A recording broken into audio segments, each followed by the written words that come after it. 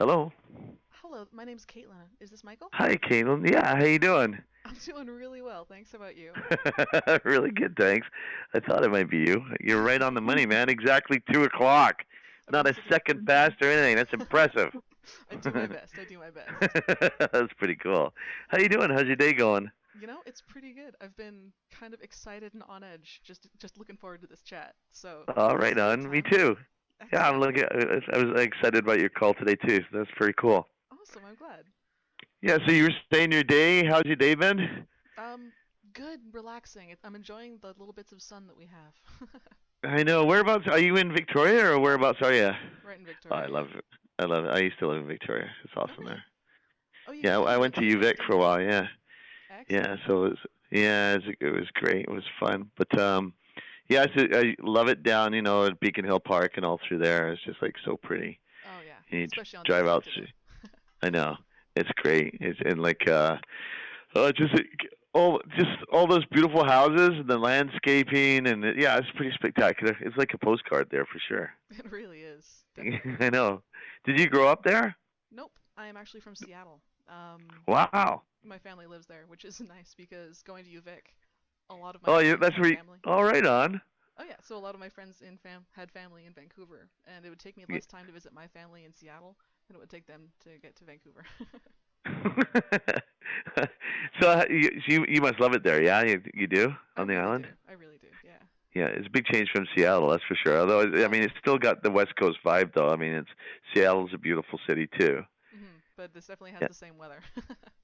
But it's definitely a lot Yeah. smaller, a little more friendly. Like all the stereotypes about Canadians, about being friendly and accommodating. Yeah, I found most of them to be true. So it's That's great. pretty cool. Glad they didn't disappoint you. Yeah, exactly, I'd exactly. be Me like, too. oh, those Canadians, nothing like what they read in the brochure. That's too funny. Yeah, no, That's but awesome. So you got this magazine that you're doing? exactly. So we have it's kind of like a game review criticism website, Yeah. focusing on game stuff. But I realize as I've been playing games, there are a lot of people involved in making them that don't get as much Oh credit as yeah. they should. So I try to get at voice actors. Oh, that's pretty cool. Thanks, man. Yeah, absolutely. Um, so I guess Well, let's it's start. interesting. So Oh, yeah, go sorry. ahead. Go ahead. After you. No, I was going to say I have no idea what questions you're going to ask me. So it'll be definitely candid. That's for sure. So Candid hopefully I is come good. through with flying colors for you. Oh, I'm sure you will. So, Basically, I want to thanks. talk about generic like career, like talk about you and how you got to where you are, and then maybe a bit about voice acting and how that works, and then specifically about like games and voice acting for games Sure. and all that. So does that make sense? Yeah, totally. Excellent. And are you okay if I record all this on the off chance I want to post it No way, online? man. Yeah, of course. Yeah, you can Excellent. I'll imagine saying indulge you. no. that totally suck. It It's would just be like, sad. oh, you better write this down. Yeah, I have a pen and paper just in case. Like, I want to be ready to go as soon You're a as we get sweetheart, going. man. That's too funny. No, it's cool, Caitlin. Yeah, go right Excellent, ahead. excellent. Okay, so what what happened between being a stage actor in high school and having an IMDb page now longer than my arm? So how did your career work? It's funny because I grew up in England, Hmm. and I toward the end of my high school years, I was in the Air Training Corps in the UK, and I really had thought that I was going to be a career person in the Royal Air Force. Really? That was what. Yeah, my buddy and I. Uh, we both talked about it, and we both were really excited about a career in the Royal Air Force. I had aspirations of being a pilot, and I right before we left to come to Canada, I had won a scholarship with the Air Training Corps in the UK. I got the highest marks in my county, and so my CO was really proud, and I won the big prize, which was going to Malta for several weeks training, and then we're going from there to and then another course in West Germany. And the cool thing about that was it was the Air Training Corps at the time. It was when you went to parade at night on I think it was like Wednesday nights. You went there. You actually went to school, and then you had all these training programs that you did too. So it was like you were going to regular school during the day, and then you had all this other extracurricular stuff that you did too. Hmm. And everything that I did in the Air Training Corps was counting towards something. So in my last 2 years of high school, I was taking trades and things like that. So I was studying electronics and all the other things that you need to know in order to complete your prerequisite for pilot training. Mhm. And so I was a flight sergeant at the time. And then what you have to do is you come back. Eventually, you write your ROTC, and then you enter university, if you will, as a flight officer or a pilot officer rather. Mhm. And then that's when you start your training for a pilot. So that's a really long answer to your question. But yeah, Mhm. I actually had a different career path picked out. But I was always that kid. My buddies and I at school, we were doing voices and stuff with each other all the time. And it's we had a lot of the shows from the U.S. playing over there as well. So I mean, we were familiar with obviously like Looney Tunes and stuff, which is worldwide. Mhm. And but Monty Python was the big show on TV at the time, and so we used to do a lot of sketch comedy from that too.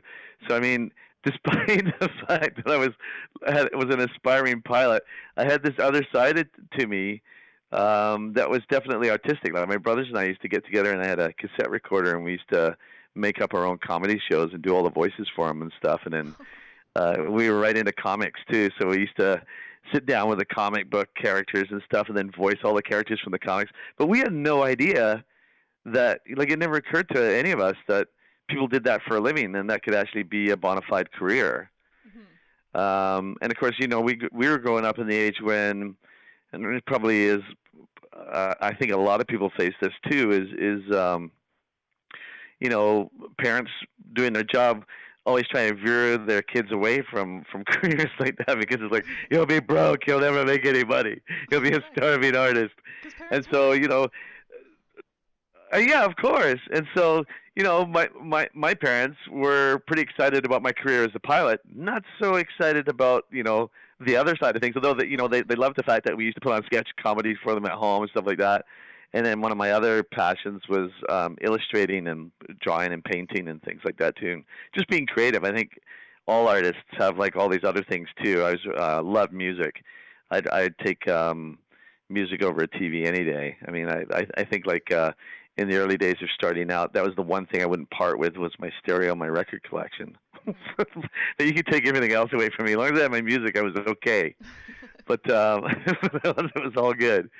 But it wasn't until we came to Canada that when I was here, when I first came, I was 16, and I'd already finished school in the UK, and I was looking for work, and nobody would take me seriously, looking for full-time employment. So my parents sat down with me and said, like the kids here are still in school. Why don't you go back to school and you can make friends, meet people your own age and stuff. And so I thought, okay, cool.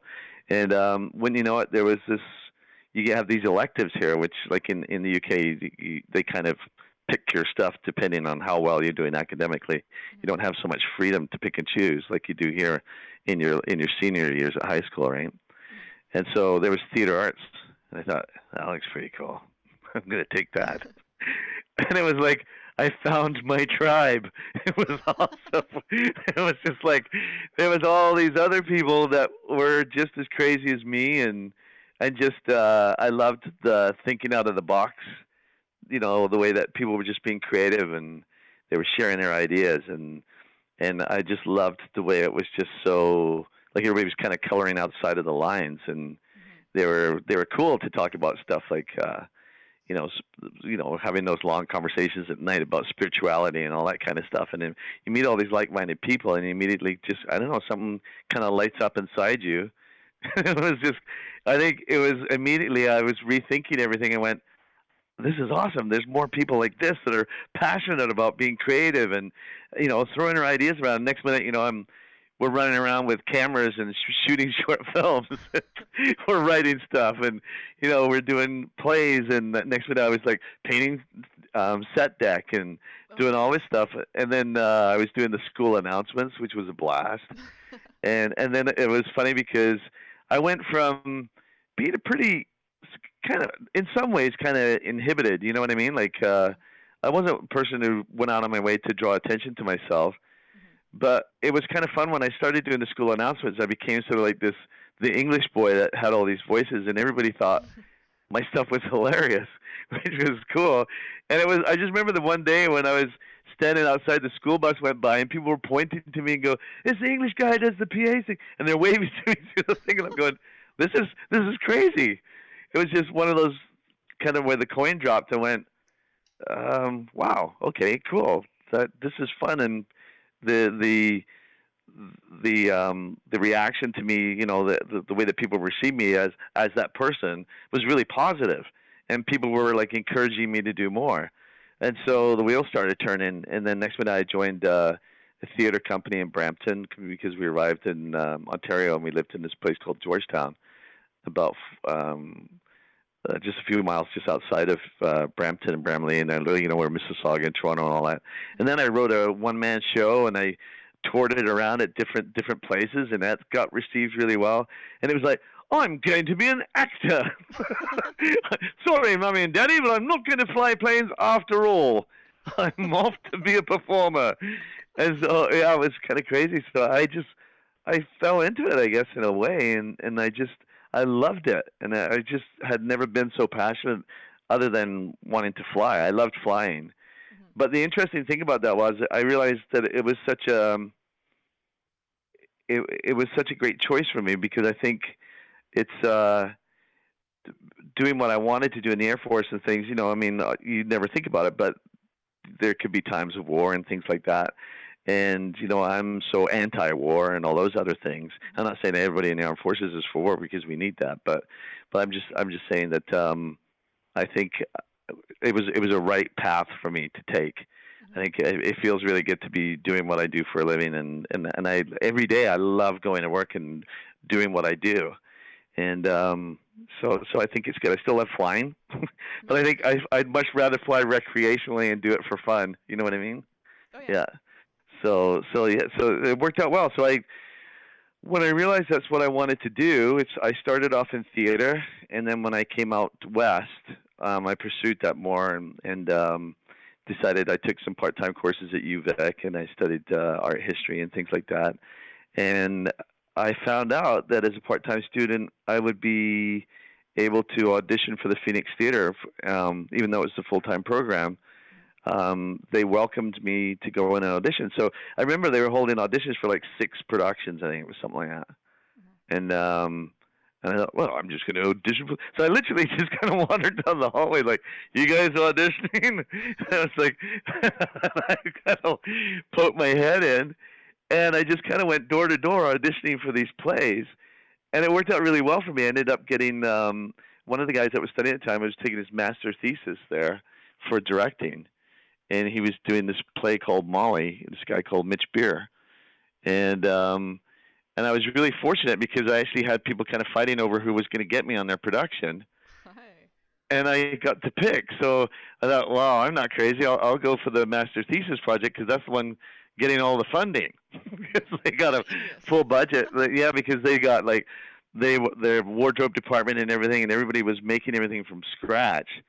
And it just seemed like it would be fun. So I played the role of Teddy, who is who's sort of based on Sir Francis Rattenbury, who has a lot of history in Victoria. And I thought that was another reason why I wanted to play the part, was because it was something connected to Victoria's history, because he was the architect behind the the Empress Hotel and the whole inner harbor there. Right. And I thought that would be really interesting to play that character in Victoria. So I took on that role, and I had a blast. And it was from then on that I knew that's what I wanted to do. I didn't want to do anything else.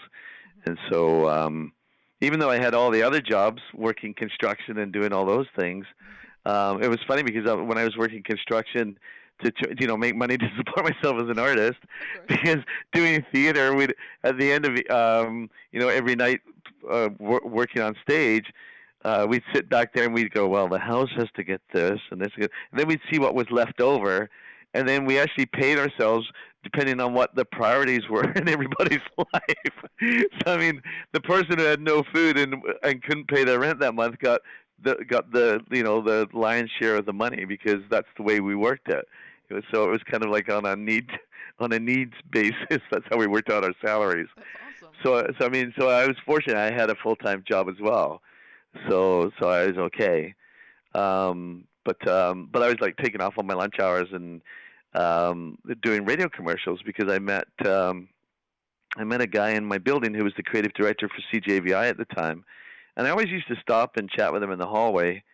and his name was Chris Ogilvy, and he was the creative director over there. And one day he just said to me, he said, "Hey man, you like do all these great voices, blah blah blah. Would you ever want to like stop by the station and kind of just, I don't know, we'll just hit the record button and let you go for like 20 minutes and see where it goes." I went, "Okay, sure." Absolutely. so Yeah. so I went down and did just that, and it was exactly that too. They just kind of introduced me to all these people and then walked me into a recording booth, and nobody even like hung around. They literally like kind of pressed record and said, "Yeah, when you're done, just let us know, and we're good." So I just kind of like free fell in there and just kind of did all this stuff off the cuff, and then I think it was like about a week later, I got a letter in the mail said, "Would you be interested in actually?" I think it was like working like the late shift, doing some radio stuff as a jockey, and I thought I didn't really want to do that. Because that would mean that the job that was paying me the good money, I'd have to give it up, right? Yeah. But they said, "We're doing a bunch of comedy spots. Would you be interested in coming in and doing that along with some commercials?" And I thought, yeah, that would be awesome. So that's kind of like how the voice stuff started for me. Was I literally, they would give me a phone call and say, "Can you pop in today?" And I would like on my hour lunch zip downtown, run into the booth, do a bunch of comedy sketches, and then occasionally after work they would like get together and have these, they had written these fun scripts and stuff. And so I ended up being part of like these comedy sketches. And then from that, other radio stations called me and asked me if I would do commercials for them too. And then sort of the everything was seemed to be, like there was an industry starting to happen in the sense that the film industry was just starting to really bubble up in Vancouver, and there was a production being done in Victoria at the time called Glitter Dome, which goes way back. But I remember I just kind of sort of somehow it was kind of like that back then. I remember just kind of like I didn't audition or anything really. I just kind of wandered on the set and got myself a job. That's So awesome.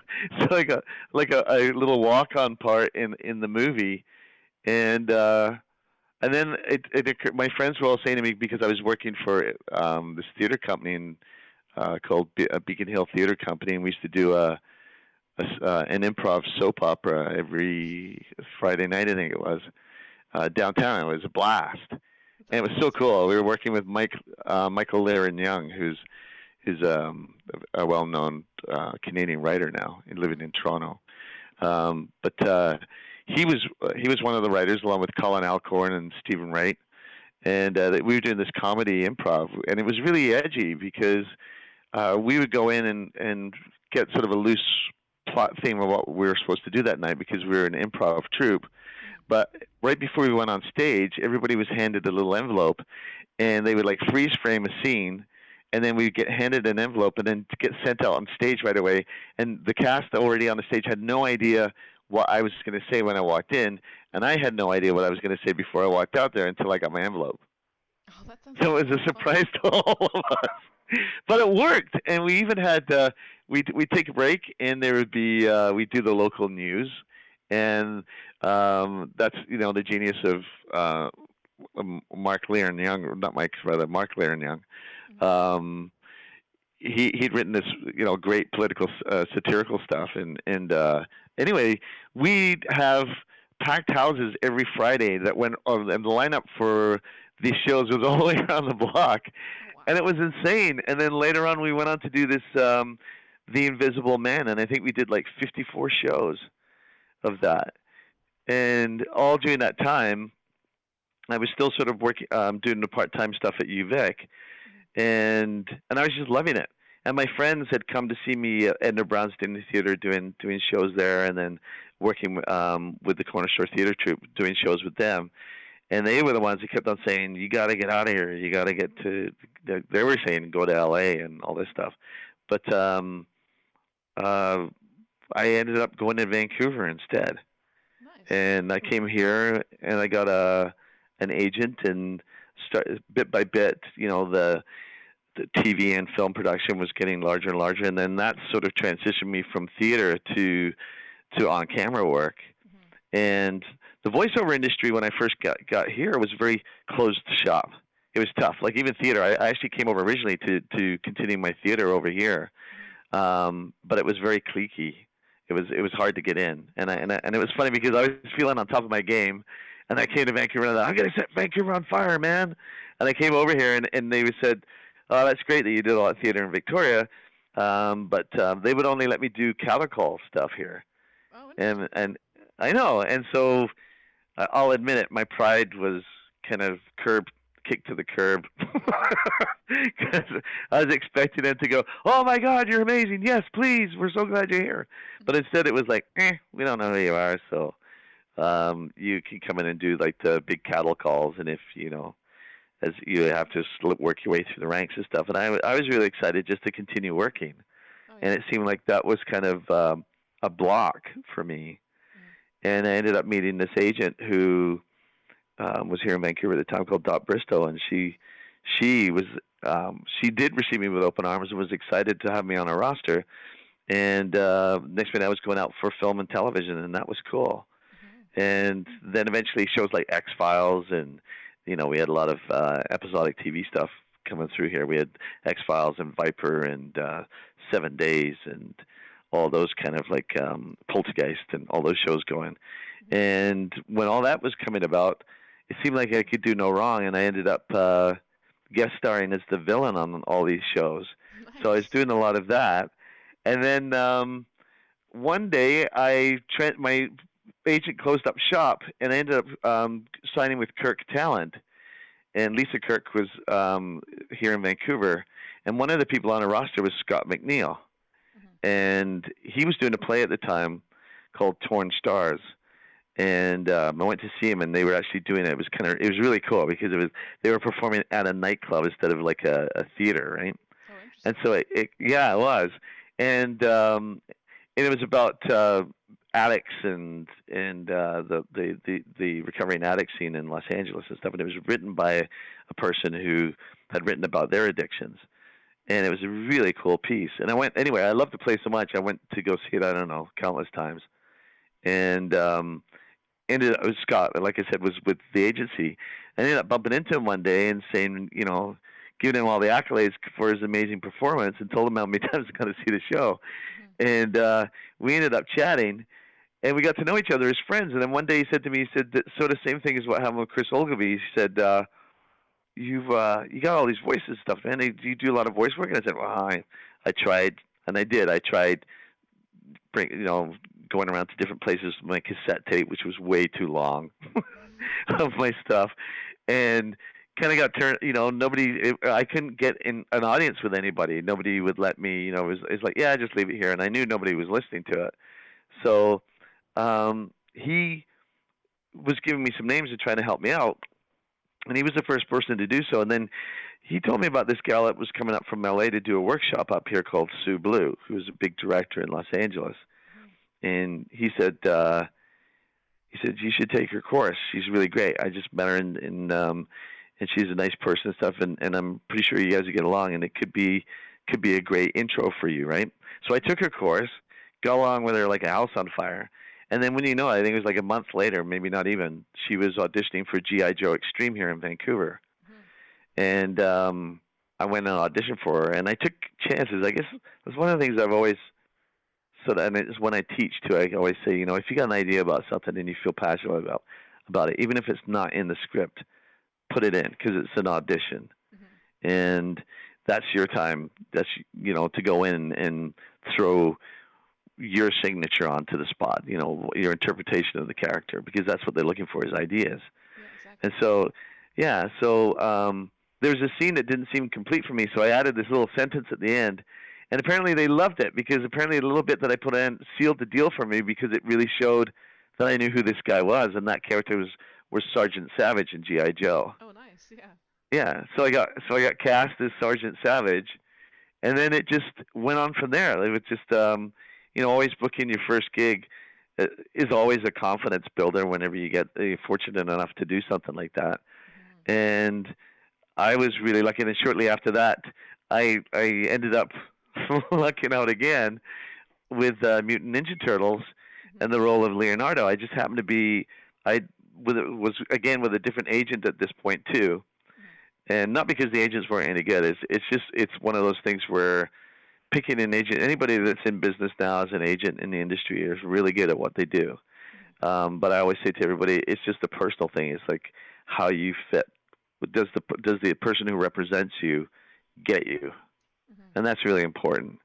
Is because if they get you, then they can represent you and fight for you, right, for a role. Right. If they really understand how your inner workings work. And anyway, by this time I was with an agency called Northern Exposure, Mhm. and I happened to be there late one afternoon, and Lisa came. Her name was Lisa too. She came walking in, and she said, "Do you have to be anywhere?" And I said, "No, why? What's up?" She said, "There's some people up from L.A." She said, and they're reading some people for Mutant Ninja Turtles, and she said, and they don't have anybody to read with. So would you mind like being a reader for them? And I went, "No, cool." So I went in, and and I was reading Raphael, and I was doing like the New York thing and doing all that stuff, and then reading with this guy, and I could see these people in the room kind of like looking at each other and kind of nudging each other and sort of having this quiet dialogue amongst themselves. And then finally, they looked up after I'd read with a bunch of different people.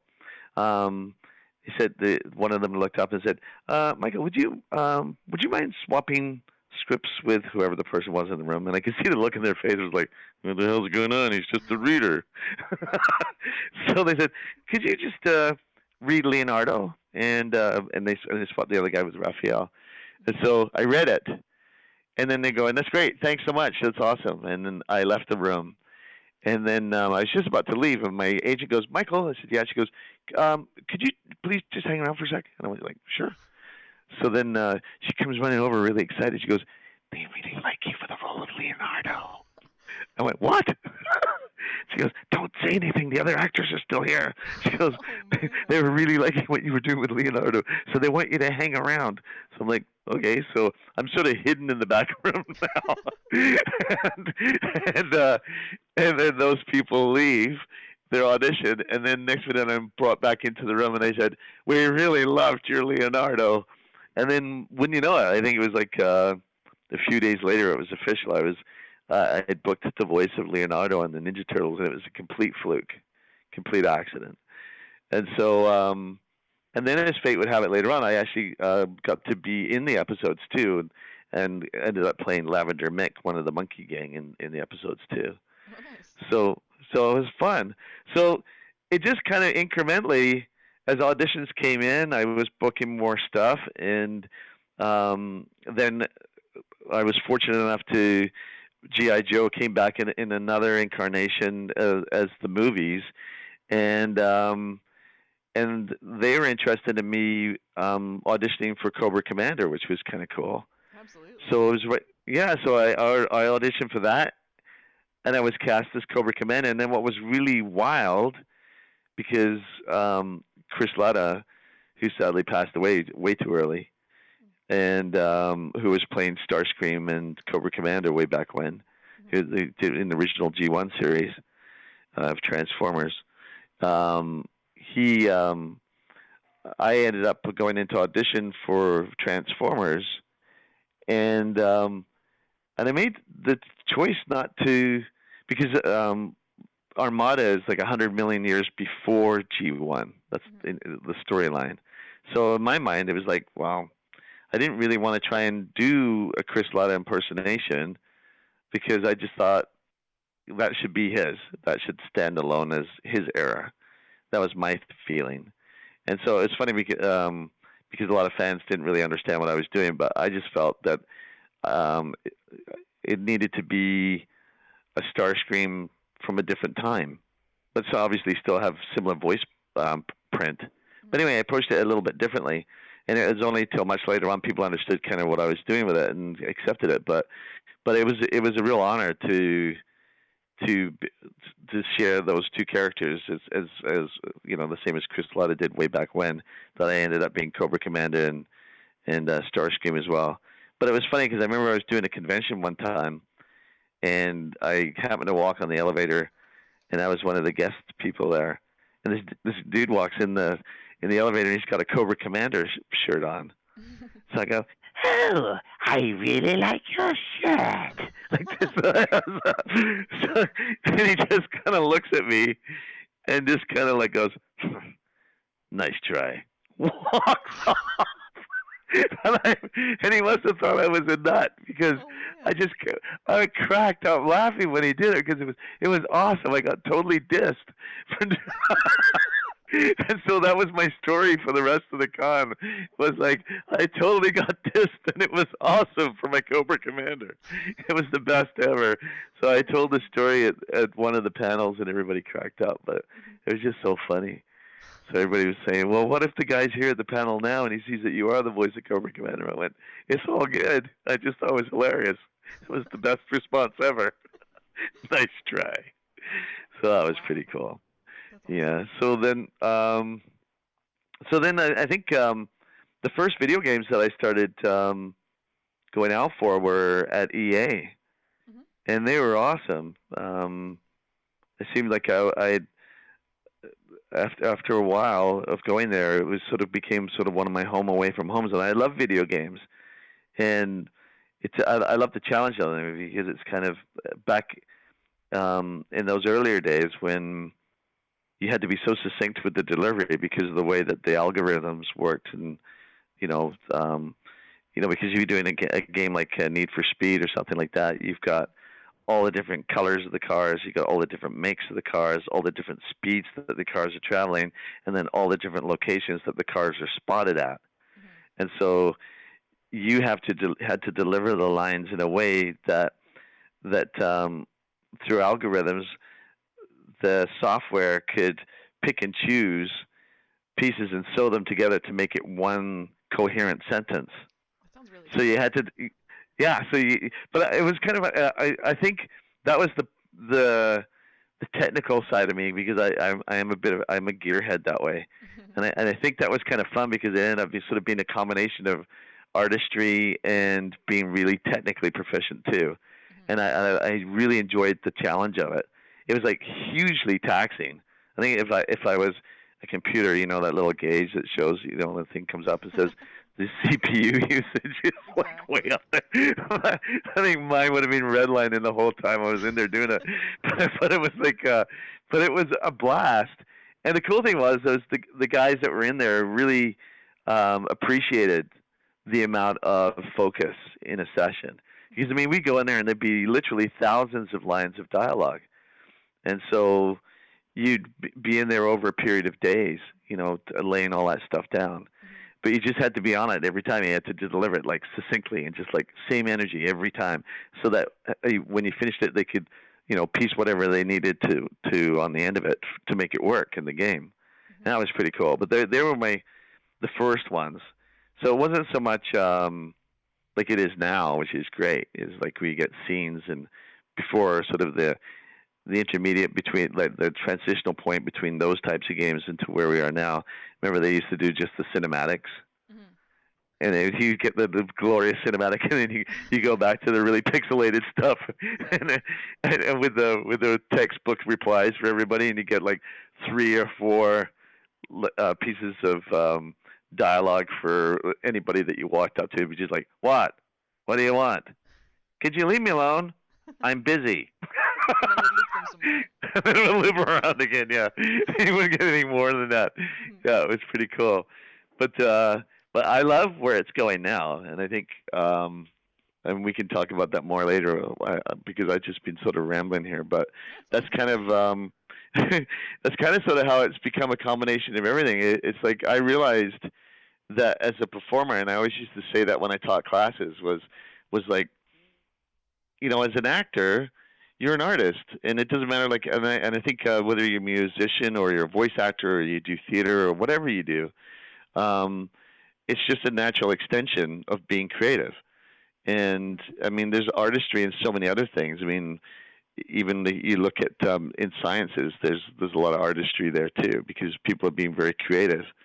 And if whether or not you're designing processors or you're doing what we do, I think there's definitely a commonality between all that. It's thinking out of the box, and it's kind of like what Einstein said, and anything imagined can be realized, and I think that's cool. Is like keep dreaming, and so Yeah. it's I love doing what I do, and I love the fact that I say to everybody, it's like don't limit yourself. it's like I think you like if I say if you were a product on the shelf somewhere. I mean, this is the kind of the industry where I always say that there's no room for false modesty because you have to. If somebody asks you what your capabilities are, you need to be honest. And if you're really good, then you're really good, and you shouldn't be ashamed of saying that you are. But it's like if the product's in the thing there, I said if you saw two cleaners and they were exactly the same price, and one said occasionally I'm like kind of so at this, and I'm usually pretty good at this, but I have my off days.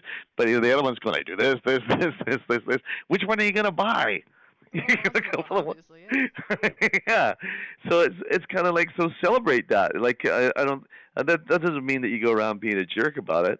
It's just that explore, man, and go out there. I always think that if it was a different age and there weren't places for people to be creative, I think those people would be explorers because they'd be the ones who'd be sitting there saying, well, the earth isn't flat. I'm going to go out and see. And people go, you're probably going to die and fall off the edge.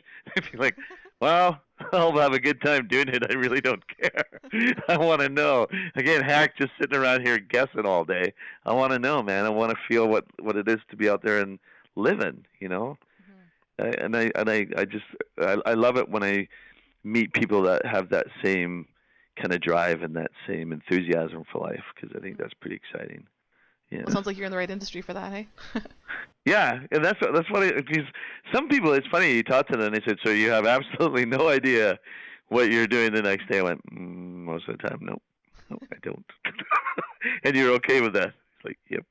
And you have a family. You don't think that's irresponsible? It's like, nope, it's working out so far. I'm good with it. That's awesome. Yeah, I think so. It's like, I don't think that they're. I mean, as much as people may like to think that they have certainty in their life, I mean, the reality is really that you don't. And so, it doesn't matter what you do. I've had that conversation with some people that have been challenged. I mean, I think it's good when parents are looking out for their kids and giving them advice and wanting the best for their kids. But the reality is, too, it's like it doesn't matter if you're the CEO of a corporation.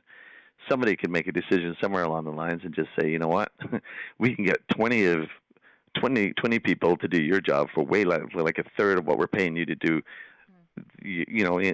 that one job that you do. And it's kind of sort of the way things are now. It's like it doesn't matter where you are, unless, of course, you happen to hold all the purse strings and you own it all. But if there's somebody above you, then you could easily, yeah, exactly, right? I mean, people can make decisions and just say, yeah, you know what, it's been great, it's been a good ride, but we're moving on. And so I think I prefer to at least have some control, at least feels like I'm sort of semi in the driver's seat. I mean, I realize too that if the industry just dried up tomorrow or something happened, I'd have to reinvent myself. But at least I probably see it coming, and I could probably make those adjustments. Mm-hmm. But yeah, I guess it's whatever. I guess it's whatever you feel best about. Yeah, I think as long as you get excited every day when you go, I think that's the thing that should matter. Mm-hmm. Is whether or not you're excited about what you're going to be doing when you walk out that door in the morning. Absolutely. That's all. Yeah. So whatever that is, that's like that should be the foremost. This should be the thing that you just do. Mm-hmm. But I like this. I like the fact that it's video games. It's as a voice artist, which is funny because that's become the lion's share of what I do now. I used to do a good mix of on-camera stuff as well as voice work. Mm-hmm. But what I like about this is I'm not standing on set at 3 a.m. freezing my butt off anymore in some remote location. I actually like the fact that it's kind of like it's a part of the industry that gives you the thrill of harks back to the days when I was doing theater. It has the same appeal to me, but it's about the closest thing to a normal job that you could get in the business, in the sense where most of the time you're just working 9 till 6 Monday through Friday. Mhm. And I mean, yeah, occasionally you'll work weekends and do stuff, and I have my own studio, so I'm sometimes editing and mixing through the weekends and stuff, Mhm. but it's all good. It's fun because I'm still doing what I love to do. Yeah. Exactly. That Yeah, makes sense. yeah. So 9 to 6. I'm a little surprised by that. I suppose I didn't really think about it, Not but it makes a always. lot I of mean, sense. Oh yeah, but yeah, sometimes, but I mean, yeah. Occasionally, you've got projects and people get slammed, and because of sorry about that, but because of scheduling, um, you're you may be there in the evenings doing stuff. I mean, that does happen from time to time where mhm. you're at 8 o'clock at night and you're working on something and you'll be there until it gets done, just because scheduling, especially when you're doing stuff internationally, in the sense where you've got time lines, rather different time zones operating Oh yeah. together on one project, Mhm. then stuff like that happens. But it's not as frequent as it is when you're doing on-camera stuff, Mhm. because a lot of times, as you know, it's like trying to lock down a location. A lot of times you can't do that, except for the wee hours of the morning. So if you have a night shoot, you're showing up at set, 5, 6 o'clock at night, Mhm. and then you're usually not. There's usually not a knock on your trailer until about 9 o'clock at night, and then you come and you do your blocking, and then you get sent back to your trailer, and then you're waiting around again, and then before you know it, it's like 11 o'clock at night before you're finally doing your first scene, Mhm. and then it just kind of goes that way through right to like 6, 7 the next morning, Okay. and exactly. So when we first started having our family and the kids were really young, it was becoming really clear to me that this this was going to be hard. Mhm. So Yeah, I'm glad that with voice little acting. people. I'm sorry. Yeah, no, yeah, exactly. Voice acting, and it's great because you're. I mean, it is easier in the sense where you don't have to be off book. You still need to do a lot of prep like you would normally for any performance piece that you do, and you make your notes and you do stuff so that you have full three-dimensional understanding of what it is, what show you're doing the next day, and what your character is doing and what's going on in the script. You do your prep like anything else, but it does take a great deal of pressure off you to know that you don't have to be off book. Mhm. Which actually brings me to an interesting point, because the way video games done down now, and I don't want to jump around too much because I know That's you okay. probably got some direction that you want to go with this, but the way that video games are done now with the mocap and everything is like shooting live action film, Oh, I guess and so. you do have to be off book. Mhm. And it was interesting because I did a game called Driver San Francisco, and I played the lead villain in it called Jericho. Nice. And it was, yeah, but what's funny was my agent didn't realize that we were using James Cameron's setup that he used for Avatar. Really. And so because before, the way that we used to do the facial capture stuff was we'd sit in the chair and you have to keep your head in a neutral position. You sit in a chair, and then probably about 3 or 4 feet away from you was a teleprompter Mhm. with all your dialogue.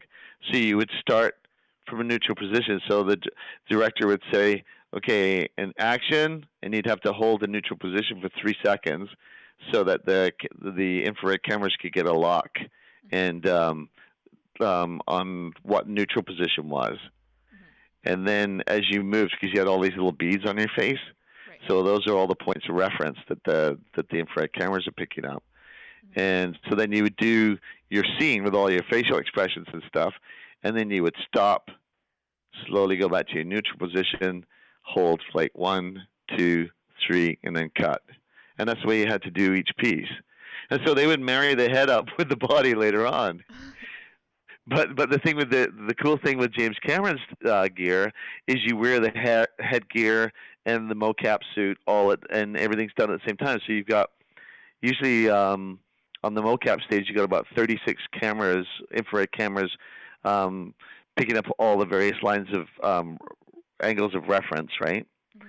So you've got those 36 cameras in a 360 degrees peripheral around the stage area, Mhm. and then they have some static cameras like actual live HD high res cameras, usually between 1 to 3 cameras on the floor, and then you have this headgear on, which is picking up all the audio. So, so you would actually do the same as what you normally do. Where you do that T position where you set up the cameras can sync up and gather all the data on the floor, so it knows who everybody is and who are individuals and stuff, so it can sort that data out. And then you do that, and then you get called action, and you act it out just like a feature film, Really? just shooting live action. Yeah. Huh. So you're off book, and you're just delivering the dialogue to each other, and away you go. But you're just in a mocap suit and in this virtual world. It's kind of cool. That's very interesting. And how many games have you done that are like this, or is this kind of the exception? That was the first one that I've done like that so far. I've done when we did The Godfather. We did that with mocap. We did the mocap for that too, at a separate studio. But we did all the motion capture stuff first, and we worked on that for weeks, shooting all the different scenes for the Godfather game. And then we went into a studio. We actually worked on the Godfather for I think it was about a year and a half. Wow. Off and on, not continuously. Like they every so often you get a call, and then you'd be back again for a week or 2 weeks, and then you would be in every day for a week or 2 weeks doing another scene. And then later on, we went on to do the facial capture stuff, and that was cool because we did it at Mushroom Studios, which is sadly it's not there anymore, but that was the studio, where Aerosmith and Motley Crue and all these bands. And yeah, so it was pretty cool. When we went there, it was all the recording gear from that era was still there. So it was it was pretty cool to walk into and go, oh my God, man, this is so cool. Like you could see, there's pictures and candid pictures of the people that are recorded there and stuff. It was like a museum. It was awesome. Just yeah. So that was a fun place to go. But we went there and that's where we did the motion capture. And that was fun because it was, again, it was kind of like going back to theater. It was so casual. Everybody was just kind of laying around. Over in the corner would be somebody getting little beads stuck to their face, and they'd be kind of making jokes and stuff as you did it. And we'd be there for the day, and they'd be ordering food in and stuff. And it was cool because Mushroom had that real sort of organic, kind of like somebody's hanging out in somebody's basement, at their parents' place or something. That's kind of like what it felt like. And everybody just be kind of like crashed on sofas and stuff, and there'd be Xbox set up in one corner and a PlayStation in the other, and everybody just sit around and sort of play games in between stuff, waiting to get called in to do a scene for their facial capture. So it was fun. It was a lot of fun. It sounds awesome. I'm also glad because I've heard from other interviews that sometimes video game acting, you are not given the script ahead of time. You walk into a box, you read the lines, and then you're done. There's no interacting with other people, as opposed to, say, voice acting for shows where the whole cast is in the room at one time. Yeah. About right? Yeah, it's true. It's like for example, all the stuff that I did with the EA was exactly that. It was you go in and you be by yourself, and yeah, security is super super tight, as you can imagine, because there's a lot of money at stake, and it's a highly highly competitive industry, and so yeah, you wouldn't know what you were going to be doing, literally. And you would just be shown the script there, and nobody gave you a script to take home to study for the next day of recording or anything. It's like you doing it all on the fly. But there's lots of us that like to work that way. So I mean, it is fun. It's challenging. That's what I was saying. The challenge of that is a blast. There's a story. I can talk about it now. Is way back when a buddy of mine, audio engineers, will move around from studio to studio, and sometimes they'll contract themselves out and work at several studios at the same time. Wherever the work is, they just work freelance. And a buddy of mine was who I had done a lot of animation with before, happened to be the audio engineer at this audition I went to at Electronic Arts. Anyway, I get there and I meet Eric, and it's like, hey man, how's it going? Blah, blah, blah. So anyway, I'm joking around. I didn't get to meet anybody else. He just kind of walked me in and set me up in this separate booth. and the glass was kind of mirrored, so I couldn't see who was behind the glass in the engineering room. Mhm. So, so anyway, Eric for fun put this effect on my voice. So anyway, so I was having fun with it. I started goofing around, and I started doing this whole thing where I started speaking like this because you put like this flanger on it, and so it Nice. had this really sort of creepy feel to it. And so I was doing this whole thing, and I was just having fun with it. And I thought I was just joking around with Eric, waiting for the people to show up, right? Mhm. And then all of a sudden, I hear this person's voice come through, and it's not Eric. And they went, dude, could you do that again, please? Can we hear that again? I'm like, sure, okay. And now I'm like, what the hell's going on? I have no idea what's going on. So I started doing it some more. Started speaking like this the whole time, and it sounded really cool. This thing. Next minute, the door comes flying open. I had no idea. There's all these producers from Marvel on the other side of the glass, Oh man. and they come running in, and they've got this massive portfolio from this artist that they discovered in Europe, Mhm. and it was all top secret. And they were showing me the character renderings, and they were beautiful. Like this book was huge, Mhm. and the illustrations were in full color, and the artist that did them was just like mind blowing. Mhm. And here I was looking at all these character renderings, and it was from I didn't even know the title at the time, but it was from Marvel Nemesis: Rise of the Imperfects, and it was all Okay. the characters that they had created for that. Mhm. And I was looking at it, and they said we've got this character called Niles Van Rokel, and we have no idea, but he is like the sort of kind of focal point of the story, but we have no idea how we were going to write him into the storyline, and how we know what he does and where he comes from and stuff like this, but we didn't have all this stuff, and we didn't really know who he was as a character. But this voice that you're doing is really awesome, and we think it'd be perfect for him. So it was funny. So my audition suddenly shifted completely, and they said, "Look, we don't have any lines for this dude, so." Could you just read the artist's notes from this book so, as that guy? So I'm like, and just ad lib wherever you want. So I'm like, okay, cool. So let's do this. So I'm looking at. I got this massive binder now. I'm on this little tiny script stand, and I'm trying to precariously kind of balance on there. Mhm. And so I'm reading this stuff and making it sound like I was the creator of all these characters and stuff, and I just basically reading what the artist's notes about these things. Mhm. So anyway, I do all that, and I'm done, and these guys are just like, "Wow, man, it was like so cool, it was awesome, blah blah blah."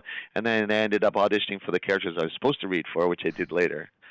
And then I didn't hear anything for like 3 months, and I thought, "Wow, Oh woof. there was all this excitement in the booth, and then I didn't hear anything." And then I thought, "Oh well, I guess that was such a cool thing. I wonder whatever happened to it." And then one day I get a call from my agent, and she says, "Yeah," she goes, "I got a booking for you." I'm like, "Oh, cool. What is it?" She said, "Oh, that remember that thing you went out for with Marvel way back when?" I'm like, "Yes." she said they're ready to do it now. So anyway, cut to my actual day when I go in. There's all these guys back, and they're all like hovering off the ground. They're super excited. They're going, man, this is so awesome." He goes, "Here, look what we did." And this guy who didn't have a lot of dialogue in the game all of a sudden became the one. Is I don't know if you ever played the game, but he's the one who introduces all the characters throughout the game, and then Oh has the wow. big scene at the end and stuff. And you learn all about what happened, and in the storyline and stuff. But I ended up playing this character called Niles Van Rokel, which was just a blast. But it was a complete fluke again. That's awesome. It's just, but that's why, like what I was saying to you before about my approach to work is like you just never know, and No, it and have it, fun and it good things will happen. yeah, exactly. Like take risks. I encourage everybody to take risks. Absolutely. It's like if you got ideas, and if like you're looking at something and all of a sudden your mind just lights up and you've got these ideas about stuff, don't keep them to yourself. Mhm. That's what I mean about that whole when I was talking about sometimes modesty. You just think, oh well, I may think it's cool, but they may think I'm crazy. But more often than none, like I always say, is like when people are working on these things and creating, it doesn't matter if it's a video game or an animated series. A lot of times, these things are in pre-production for so long, like literally years, Mhm. that the creative team involved on it a lot of times can't see the forest for the trees anymore, Mhm. and so they're really looking for somebody to walk in the studio and get jazzed about what they see and have some ideas. Mhm. And a lot of times, because a lot of times those characters can have several different incarnations depending on who's gotten involved with the production. Mhm. Because I mean, like you may have the character written one way, and then somebody who's going to be a distributor or broadcaster will look at it and say, "This would be really great. We want to buy. We love the whole thing about this, but the target, like the age that this show is targeting, is a little too old or too young for our target group that we're looking for." And immediately people's ears will perk up and go, "Well, what age group are you looking for?" Mhm. And they can rewrite it, right? They can change it and make adjustments. If they like the overall idea and they're willing to throw millions at it, you're not going to walk away from that. You're going Absolutely. to say, well, what would it take to finalize this deal and get the show out there? So, I Mhm. mean, we all know that, some people have the luxury, to be able to write stuff and have it done exactly from the original vision. But not everybody's, Tom Cruise or Brad Pitt and has that kind of power where they can see something from an original idea to fruition without other external influences. If you can write the check for it, then you're cool. But if you've got other people involved that are going to get involved and they're putting money into it, well, then you have to yield. And a lot of times, you know, the show from where it originally started to where it ends up could be completely different. And of course, I'm not talking about necessarily like franchise characters. Like when you're looking at established characters with the Marvel or DC Like Batman and franchises. Joker.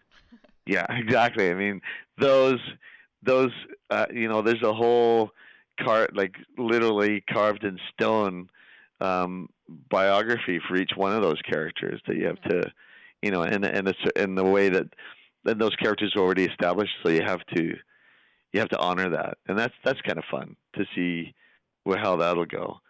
And it's interesting too because there are, as we know, different incarnations of those too. Because there's the ones that like the Saturday morning kids, and then there's the ones that are, you know, the Frank Miller stuff, which is Mhm. targeted to an adult audience, which is much darker. Mhm. You know. Everywhere from Adam West to Christian Bale. Yeah, exactly. Yeah, that's a really good example. Yeah, it's like from camp to like really edgy, dark, Mhm. great action films, right? Yeah, it's So true. along those lines, how did you like? I watched through the Batman Black and White stuff, and you played Batman Oh, and thanks. Joker like talking to each other in a scene. Like, first, how do you deal with that? And second, like, how do you get the voices for that? How do you pick which aspects to take from the legacy that is in front of you? Do you know what I mean? hmm It was, I think I approach it the same way I probably approach most, well, all my actors. It's like all the characters that I played. Mhm. It's, I always say to people, it's like, it's, if you're true to the character, then the first thing that you focus on is the personality, what drives them. Mhm. Where does their psyche sit? What, you need to kind of get to the root, to the soul of the character, what makes them tick. And then it's weird, but everything is almost like kind of like there's a selection of drivers that are made internally, and that's the source that's coming up through your body, if you will. So it's like you're channeling a personality, and then the voice just naturally just falls into place. It's like the last thing that comes in, and it's I think when you approach it that way, you're being true to the character that you're playing because there's all these little things that come up in the dialogue, like words, phrases, and things like that that may not you as a person may not see that particular piece of dialogue that way, but Joker or Batman will, Mhm. because if you really if you have to understand their history and where they come from and what makes them tick, right? Mhm. And so you get more into the heart of like what moments would Joker pick to really relish and savor a moment? When is he really like deliciously savoring something, and when is he just throwing stuff away Mhm. that he doesn't care about? And it's interesting when you get into that. That's what it's fun because I think as an actor you get to experience different shades of that. You know what I mean? And kind of Mhm.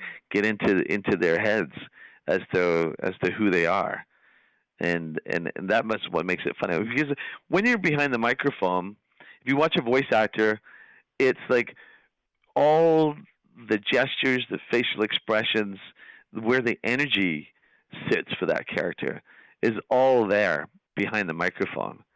And it's interesting because you can tell, like, when you're doing it right, it's exhausting because it takes so much energy to power all that all the time. And you've got to funnel that down the microphone. I always say to everybody, don't think of it as a microphone. Think of it as an audience. Think of it as a stage. Think of it as a camera capturing every little nuance that you do. And it's interesting because the mic captures it all.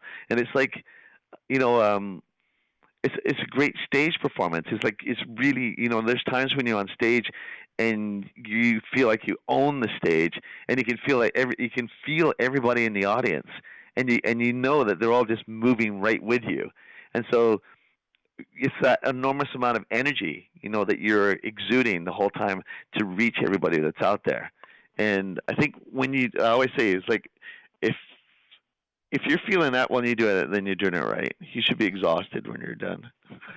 So, because it needs that level of commitment. Yeah. So Yeah. when you're Joker and everything, you got to imagine that that's how you look, and so play up that, because you realize that even though it's just a voice, the animators are going to grab all that stuff.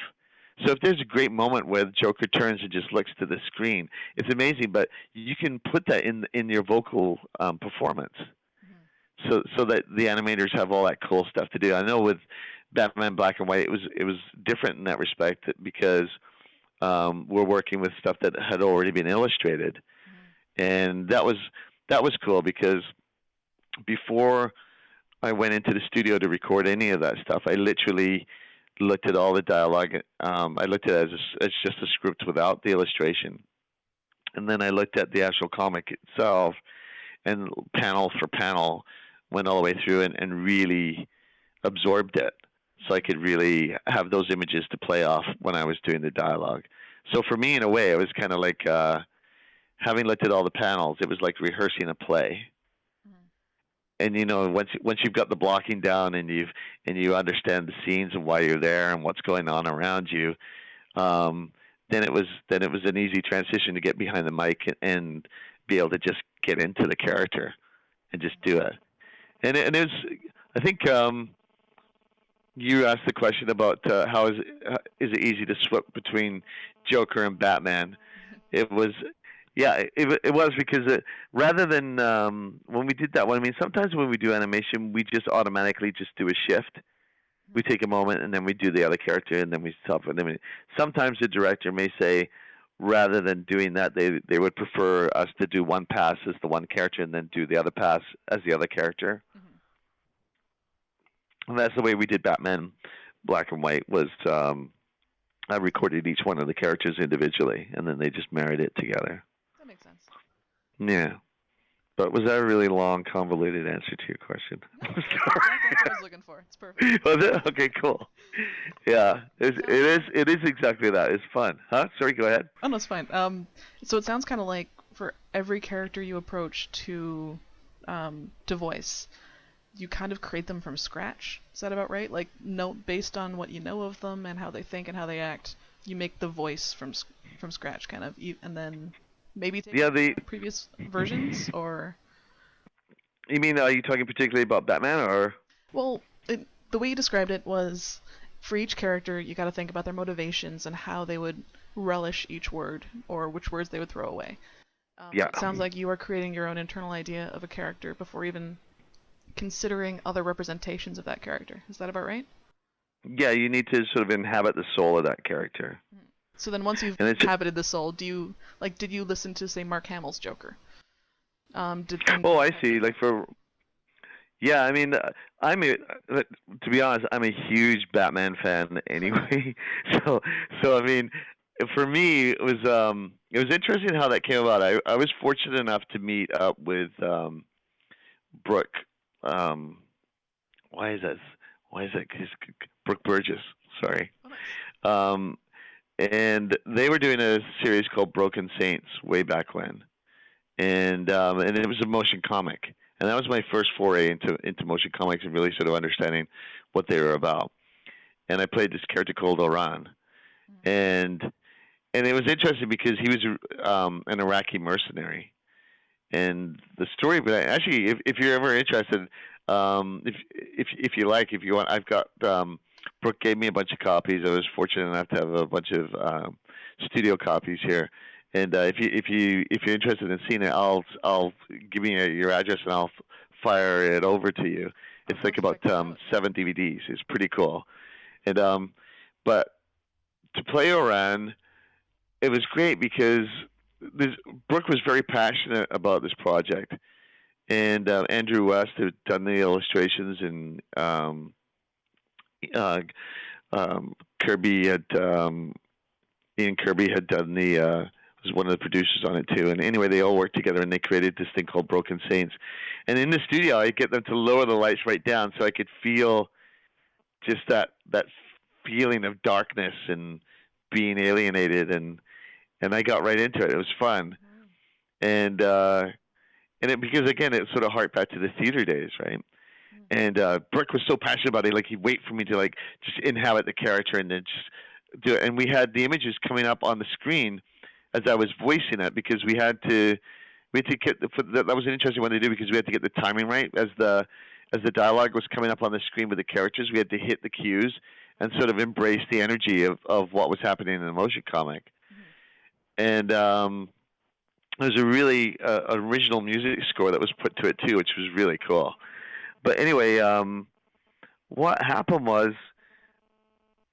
we did a big release for it. Then 20th Century Fox picked it up, which was really cool. We ended up being at Comic Con in San Diego and had a booth there and everything. And the popularity of Broken Saints grew, and there's a huge following. And out of the blue, I got an email from Overbrook Entertainment, which is Jada and Will Smith's production company, Oh yeah. and I got this email, and I thought it was a joke because it came through and said, "Loved what you did in Broken Saints, the character Oran, blah blah blah. Would you be interested in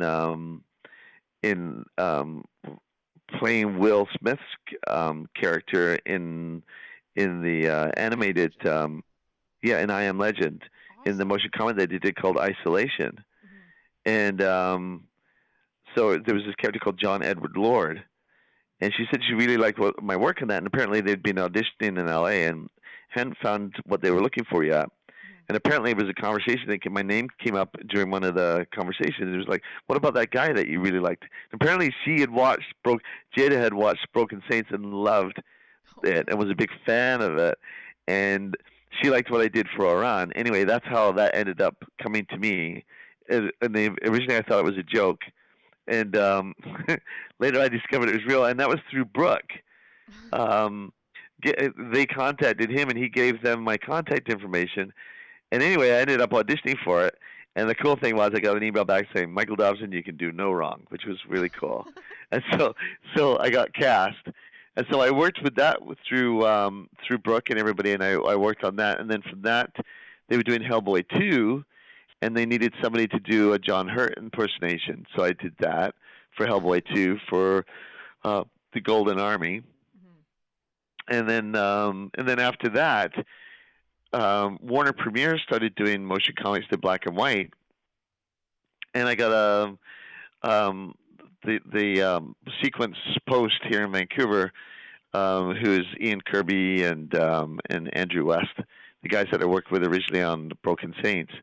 They got the contract to do black and white, and DC was interested in hearing what I would do for Batman. Mm. So anyway, luckily through the support of those guys here, I ended up auditioning for it, and I also ended up auditioning for Joker and a few other things. Then, Mm. as fate would have it, it was so cool. I ended up getting Joker and Batman, and then a bunch of other characters in it too. So that was awesome. I was on cloud nine for a very long time. That sounds amazing. Being a huge Batman fan, I could not believe that I was getting to play the Bat. That was so awesome. Yeah. So that for me has always been sort of a major highlight. Yeah. Because if you see my place, I got Batman memorabilia stuff everywhere, and I even have a Batman ring that I wear all the time. so, That's amazing. so it's just that was awesome. So I hope that I get to play him again one day. But it was pretty cool in that one because I liked I liked what we were doing. As you know, it was from the black and white series, and it was the award-winning, the ones that won awards from that series Mm-hmm. that they decided to turn into motion comics, and it was an homage to those people to to celebrate, that series of Batman comics, which I thought was pretty cool. Yeah. Yeah. That's very cool. I guess one of the other questions I had on backup, just in case, was what character could you play if given the choice? And it sounds like been there, done that, Batman, yeah? Batman. Yeah, I would say playing playing the Dark Knight was the highlight. It was like it's like I'm good. I mean, there's lots of other characters probably out there that I can't wait to inhabit at one time or another. Mm-hmm. I like I said to you earlier, I love the challenge of new things, so Mm-hmm. that's always good. We're working on a kid show right now with Mattel called Max Steel, and I'm having a blast playing this character called Commander Forge. I actually got some And clips online, and the Commander Forge is kind of amazing. thanks. I'm having a blast playing him. He's fun.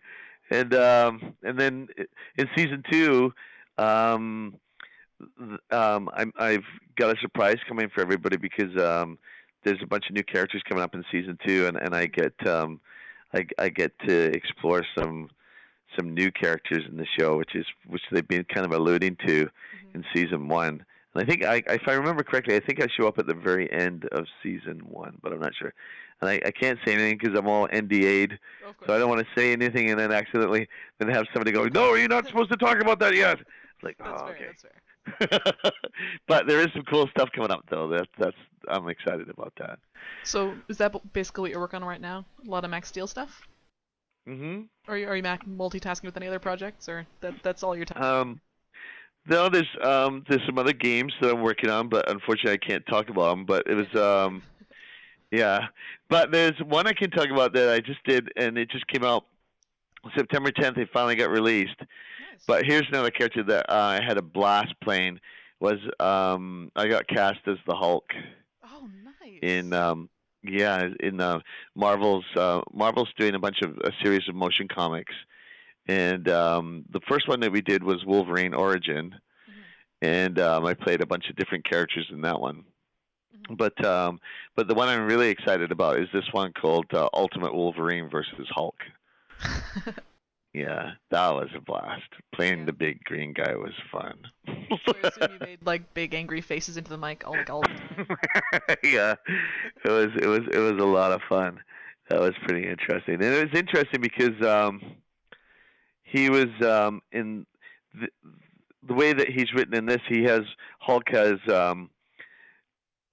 a little more of David Banner in him when he's the Hulk than we've seen of him before. Where there's times usually when he's Hulk, he's just Hulk and he's raging. Mm-hmm. But the way this was written, it's pretty cool because even as Hulk, he's kind of like this. There's moments in that where he's just having conversations with people, Mm-hmm. and it's interesting uh, that him and the characters, the way that the script was written, that there's some scenes in there where he's even though he's huge and hulked out, Mm-hmm. he's like listening and talking and expressing himself emotionally, which is interesting. So it was Interesting. kind of fun. Yeah, yeah. I thought it was kind of interesting, and I don't want to ruin it for you. You get a chance to see it. It's kind of fun, but I they yeah, I liked I liked how the script was written. It was good. It gave him as Hulk a lot more depth, Mm-hmm. which I thought was Absolutely. pretty cool. Yeah. So anyway, everybody seemed to be happy with what I did. So hopefully I get to do it again. It'd be cool. It's Absolutely. always interesting though because it's hard when you play a character like that. It's interesting because when I first got Starscream way back in the '90s, Mm-hmm. um, you always get the haters, right? The ones that remember, and it was sad. Like I said, like unfortunately, Chris Latta couldn't continue to play Starscream. Mm-hmm. It was sad that what happened, but it was amazing, like how many people were writing stuff like Chris Latta, blah blah blah, and it was all this stuff, and people all wanted to hate me for playing Starscream, And then it's interesting now when I look back. It's like time has healed the wounds. And I look back now, and it's like Dobson's greatest Starscream and all this stuff now. It's like finally. So I think if whoever gets to play him next, like on the scale that I got to play him in a series like that, is probably gonna take a battering like I took when I did it. Yeah. But now I'm accepted. I'm part of the club now. It's okay. People like my Starscream now, so it's okay. Awesome. So yeah, it's pretty cool. So finally, I'm getting the love now, but I wasn't getting a lot of love when I first got it. Yeah. So does it kind of bother you when your take of a character doesn't get received well? Yeah, of course, because you want people to be excited about it, and you want to. But it's interesting because I heard, and I actually wasn't made. Not that I'm comparing myself to him at all, because I'm not. But Heath Ledger, I heard when it was first put out there that he was playing the Joker. Apparently, people were all up in arms about that because I think people didn't. I think a lot of people had only seen him as the really good-looking guy in movies that girls were gushing over, and weren't necessarily taking him seriously as a really amazing actor. Kind of like Ben Affleck And now, with the news that he's going to be Batman, right? Exactly, right. So I'll be interested to see what he does because I didn't realize that apparently people were really upset. Like the fans of Batman were just like, "What? Heath Ledger's Joker? No way!" Blah blah blah blah. And people, he wasn't being received until eventually they saw it, and then all of a sudden they were like, "Oh my God, wow!" And now, of course, that's one of the performances that he'll be remembered for forever because it was just it was phenomenal what he did. But yeah, it's just one of those things. You hope that people are gonna love what you do and stuff. But I sort of learned that when it comes to things like this, like we really wanted to be all of us that were cast in the animated Transformers.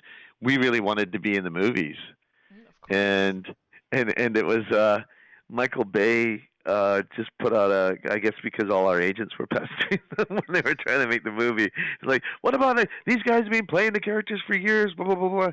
You should be using their voices for the thing. And they're like, no, nobody that was involved in the animated series is going to be remotely involved in this. Aww. But I'm so glad that that they did choose the people that they did.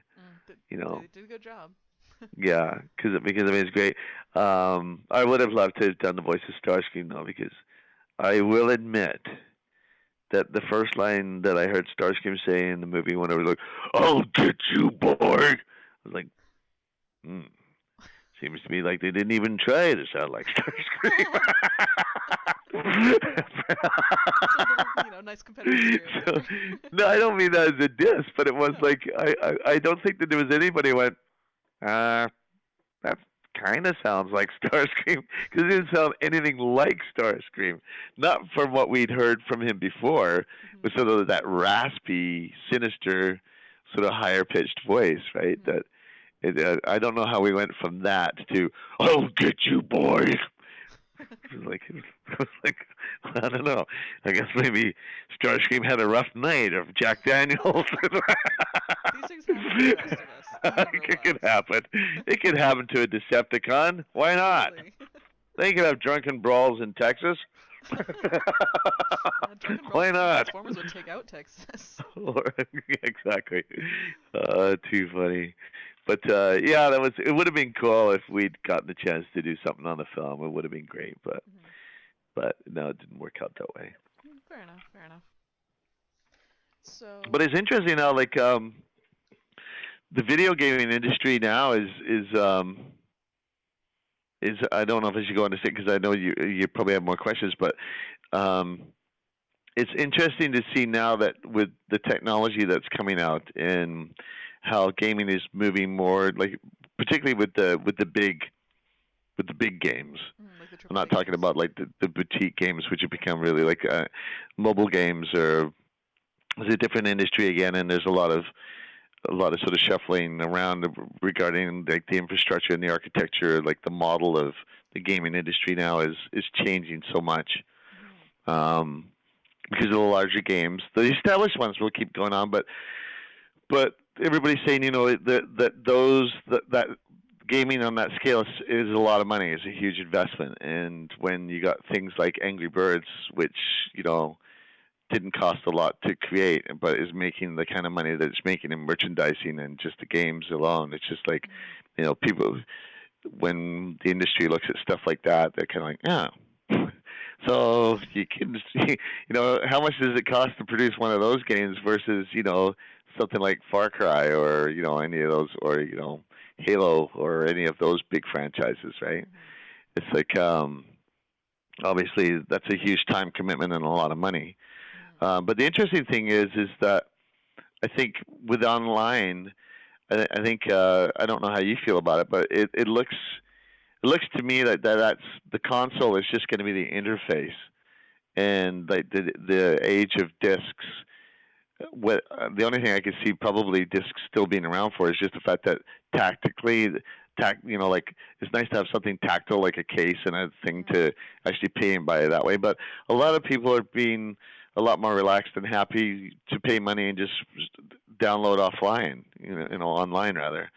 But the interesting thing is that I see is that the console becoming like the interface and everything going online and having like these massive servers probably like Google or something like that, with the where you could have people online gaming.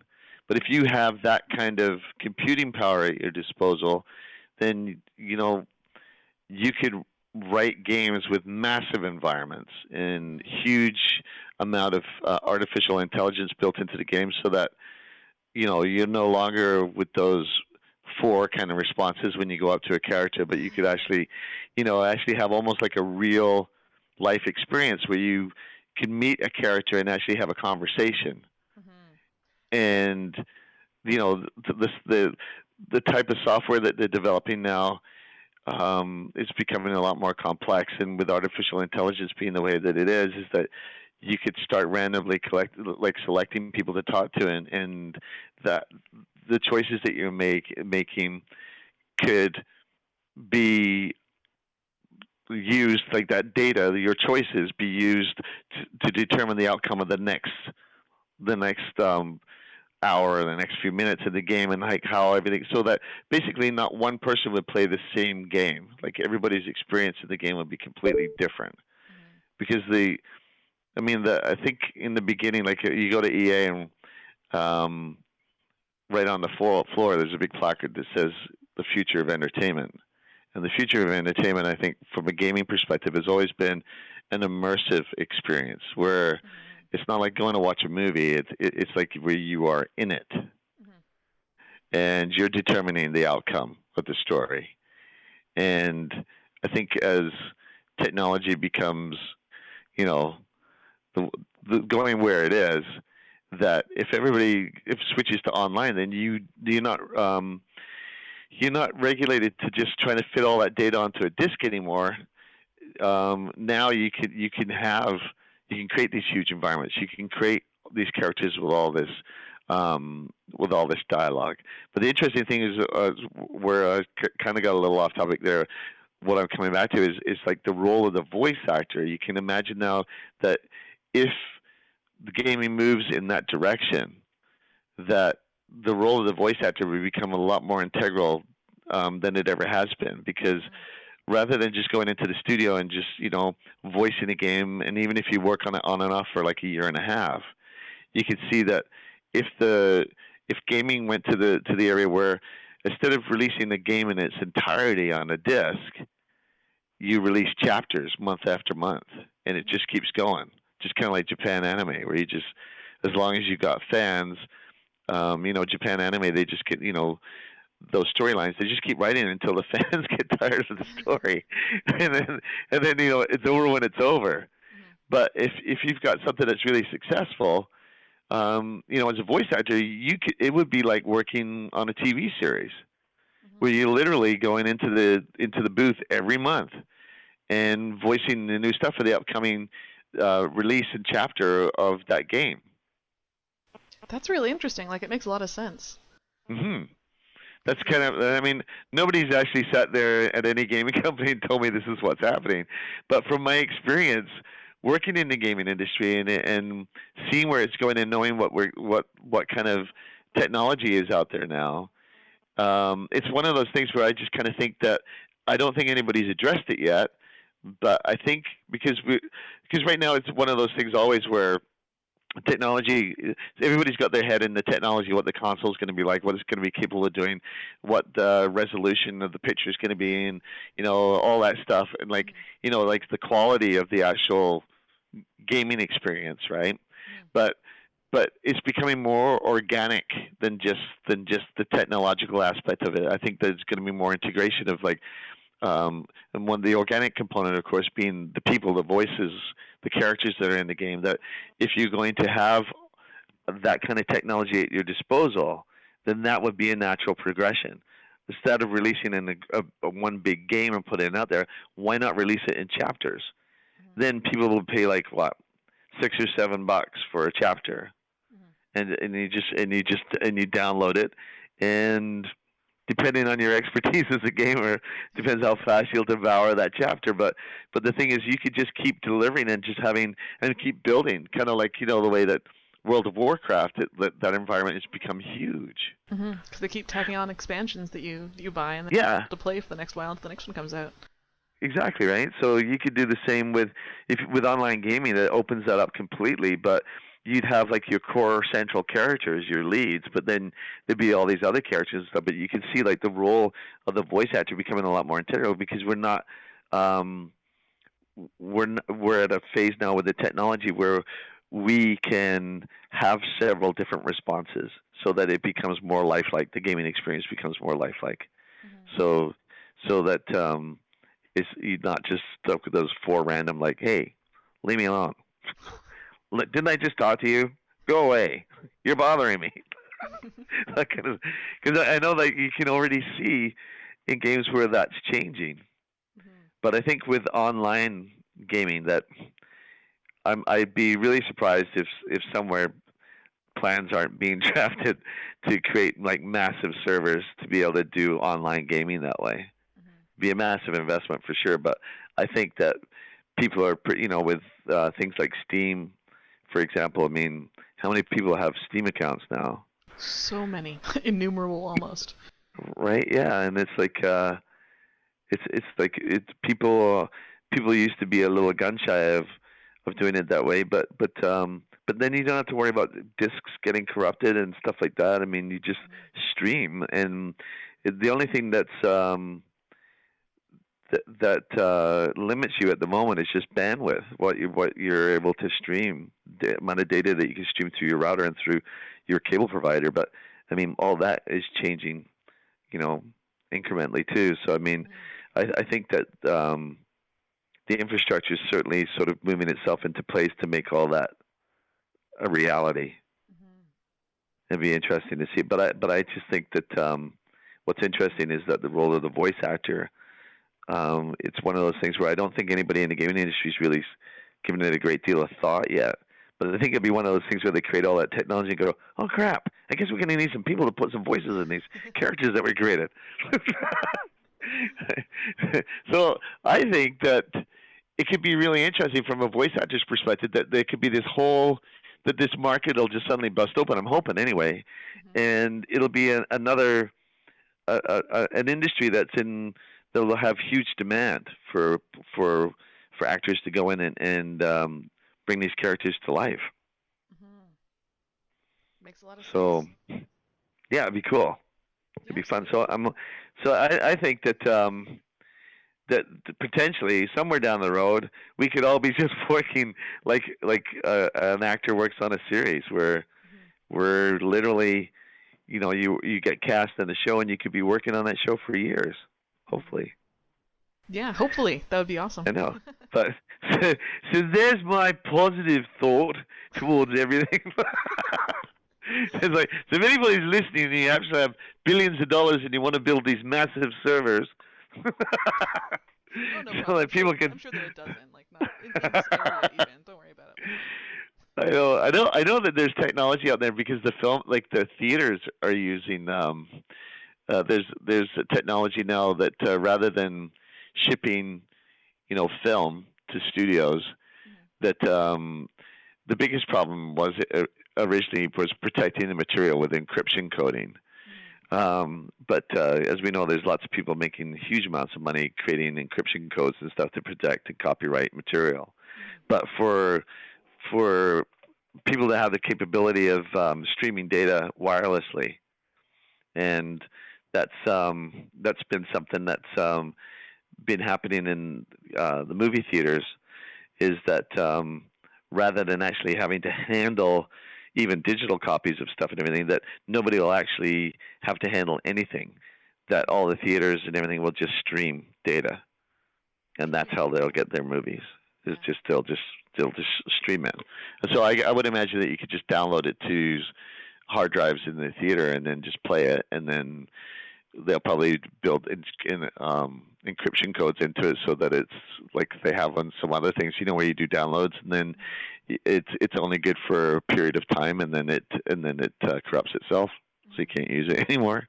Yeah. So yeah, so I would imagine that it probably works the same way that a theater, like you lease it for a period of time, and then when that's up, it just automatically just deletes itself from your system Mhm. unless you pay for it again, Well, or there at are least takes systems. away your capability of being able to do it. Huh? What were you gonna say? Sorry. Oh, there are systems now that allow you to stream games. I think On Live is one of them. I'm not terribly familiar with it, but you can stream games, but it hasn't really taken off.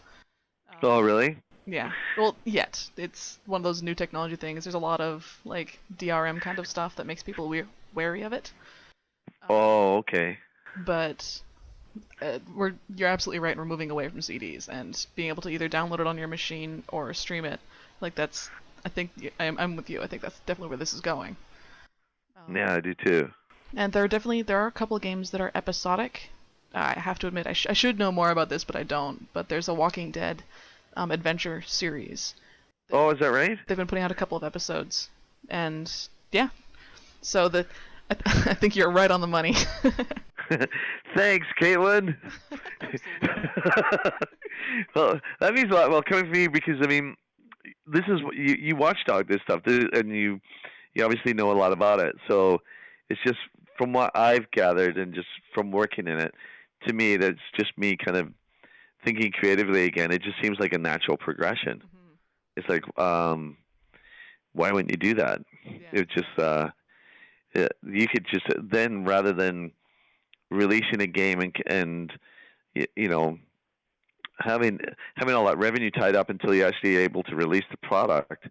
This way, you could do it in increments, and you could have a revenue stream. Like, it Hmm. just makes, from a business model, you look at it and you just think, who wouldn't want that? Yeah, makes Um, sense.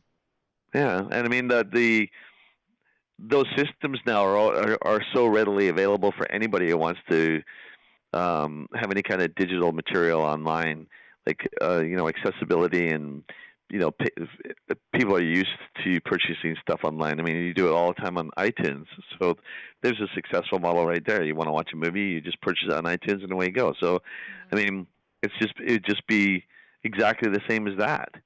You just would go through an entire library of games and stuff, whatever you wanted, pick it, and then every month they would come up, same as iTunes, thing like this month, so and so, so and so, so and so, early release of so and so, so and so, and stuff like that, and that would be gaming. Yeah, yeah, Same thing. that'd be cool. Yeah, but I mean, that's kind of, to me, when you talk to anybody that was like at the early stages of gaming industry, um, that was always the dream, was it to be right up there the same as theatrically released motion pictures. It was like it was to be an extension of that entertainment, only where you get to be in it, Hmm. as opposed to somebody sitting there being entertained. You're making decisions and determining the outcome. What's happening. Hmm. There was one. I mean, there's those. Then there's the kind of games which are just fun, which like I didn't know if you wanted to talk about, it was Death Spank. Death Spank. No, that game was just fun. It's just kind of that was just kind of hilarious. It was just that was a lot of fun to work on that. Ron Gilbert was a really cool guy, Oh yeah. and he was um, he would show up every morning for the records, and uh, and he was awesome because he took me aside one time and he said to me, he said, you know, I hadn't worked with you. He said I didn't know a lot about you. He said, and he said, you know, he really wanted to be hands on with this whole thing because Deathspank was an important character to him. Mhm. And anyway, when he met me, apparently I put his mind at ease and everything, and then he would just sit there and just go, "Whatever you want to do, just keep doing it. I'm loving what you do." So him and I had a blast working together. He was such an amazing guy. Like for it was just kind of kismet. It was how I envisioned the character and what like I was saying, the way that I approach it and kind of get to the soul of it. Um, Ron was very complimentary and came at it from like, yeah, this is you're giving me exactly how I envisioned he would be. Mhm. And so that was a blast. So literally, when I go in there, I would just go in and they would just let me go. And so I got to ad lib a lot throughout Oh that. They would have nice. stuff written, and then Ron would always just sit there and go, "Whatever comes to mind, man. Just go. Just keep riffing." So I would completely stray off the script and just do stuff as well. And he'd always just be killing himself laughing. And he said originally he said I wasn't sure how I was going to enjoy sitting in on the sessions. He goes, but I got to admit this has been a blast. He said I had lots of laughs. So he was cool. But he did he was the keynote speaker at the PAX that year when the Oh yeah. first one came out, Mhm. and he was phenomenal. Oh, were you Did you there? see that? What did you? Were you there? I was, and it was yeah. He was phenomenal. That was awesome. Was it incredible? Mhm. It just blew me away. I wish I'd. They kept on. They were talking about bringing me down with them, and then unfortunately, like the day before, something like, "Dobson, we're so sorry, we can't bring you with us, man. We No. got this, blah blah blah blah. There's no room." Anyway, so I could have had the option of going down, I guess, and just meeting up with them, Mhm. but I really wanted to sort of be part of their entourage to go down there. It would have been fun. Mhm. But they were even talking about a death spank costume for me to walk around in, which would have been hilarious. Oh, that would But have been great. but the thing was, the part what I was sorry that I missed was his keynote speech. I thought was amazing. Just the way that he talked about the gaming industry and computing, and how computing science has evolved with the gaming industry, Yeah. and and yeah, it's interesting really because. It's the gaming industry has advanced technology so much. It's I don't know how many people may look at it from that perspective too. It's one of those things where um, the people who play the games are always blogging and coming up with great ideas, and that motivates the people that are sitting in in these laboratories trying to think up the technology for the next gaming console. Mhm. But I mean, they're learning, right? Yeah, And exactly. it's the people who are playing the games and people that are talking about the games that are driving it forwards. Mhm. Yeah, It's that's a good way to look yeah. at it. Well, it's true though. Like you think about it. I mean, if the demand wasn't there, and I mean, people are playing them and they know it better than anybody, but they're the ones that go, "Oh man, there's a real glitch when you do so and so, and this sucks." Mhm. But this was awesome, and it's like it's that feedback Yeah, there's a lot of back that and makes forth. everybody brainstorm and like how can we fix this, how do we do this, and so it's all that feedback that trickles back to the people who design the systems that make this stuff happen. Mhm. And it's interesting. I remember working on The Godfather, and I was talking to one of the directors on it, and I was talking to him about like because nobody knew what the um, Xbox 360 was going to be able to do, Mhm. what because it was going to be the next console, Right. and nobody knew what the specs were, like the people who were designing the games and stuff. So Mhm. I said to this guy, I said, "Well, how's that work? Because like if you don't know what the resolution is going to be, and what kind of processor is going to be in the unit, so what what it's going to be able to render." And he said, "Well, it kind of works like this." It said the way that we do it. He said like we have our location or our environment built, right? So you got Mhm. your environment. Mhm. which would be like New York. And then he said, you got your characters and, the level of resolution that you have in there. And those things, like your environment and the actual characters of the game, are the things that you don't want to have to um, skimp on when it Right. comes to the number of polygons and all that stuff, right? Mhm. This stuff that's demanding resources from the processor, and so they said so. But you have a shot here, for example, and he shows me a shot of Dom Corleone, where he's getting shot, and he's got the bag of oranges, and all those oranges fall out onto the ground, right? He Mhm. says, "We have tricks," and I said, "Well, what's the trick?" He said, "Well, we can save on resources." He said, "So he said if the console is able to is going to be able to render this, and then we know that so and so. He said, then I can have like 11 oranges fall out of the bag." He said, "But but but if that's pushing the limits of the console," he says, Mhm. maybe I only have 5 or 7 roll out of the bag. So it was interesting. It was kind of cool because it's kind of smoke and mirrors a bit, right? Mhm. It's the way that they play around with the capabilities of the technology that they're rendering. Whoop, hello, I'm still hello, here. hello. That they're rendering. When they're designing a game, it's interesting that they're going into that blind. So they always exceed what the technical specs of what they perceive the console to be able to do. They always exceed it They because have to then slow they it can down. bring. Yeah, and then all they do is just pull it back. Yeah. So, so it's interesting that as each new generation comes out, that these are the things that come into play when these guys are designing the games. They got all this stuff and everything, and then they just hope that people will have the processing power and the graphic cards and everything else to be able to do their show justice. Mhm. Yeah, it's interesting. It's cool. Yeah, I that's love it. I cool. think. Sorry, go ahead. Oh no, after you. No, I was just gonna say was that I get really excited about the video gaming industry because it's the people that I work with and everybody I've ever met that's been involved in created working at any of these gaming studios. They're like the coolest people you could ever meet. They're awesome. It's so true.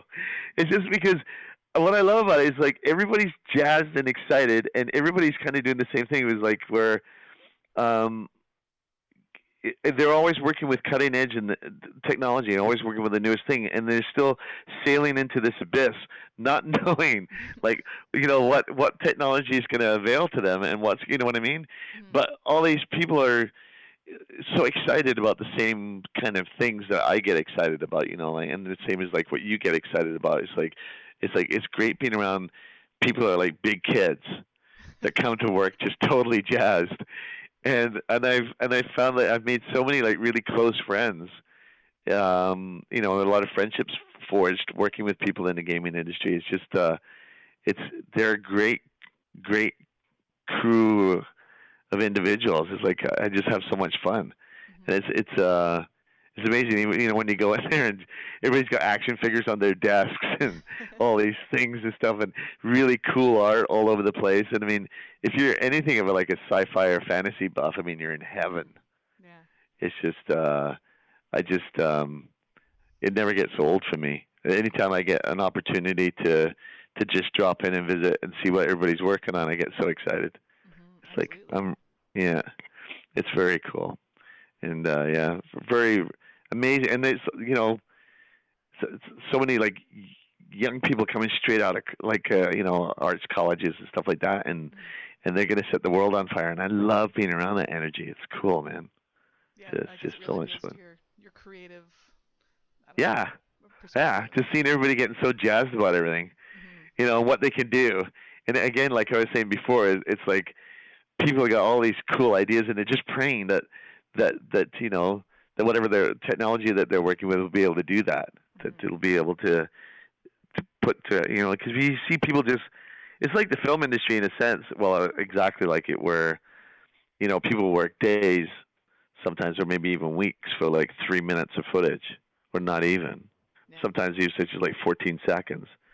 It's like I remember when I was over at Gold Tooth Creative, they were had just finished working on District 9, Oh and doing all the alien effects and that. And I mean, they were still amped about that. It was like the coolest thing that they got to, and it's great being around people that are the same thing. Like they get an opportunity to do something the same as I get an opportunity to work on something, and it's just so freaking cool. It's awesome. Yeah, it is pretty amazing. It's Awesome. fun. So, Yeah. are there other industries that are a little more jaded, less jazz to come in every morning, or is it all kind of they're all No, I'm different pretty fortunate. different types? The voiceover community is a great community to work on. I think the on-camera stuff is less appealing to me anyway. Mm-hmm. Um, I mean, I used to love doing it, but it's a shame when you go in and you just rock an audition, Mm-hmm. but you find out that when it comes down to look, Oh that yeah.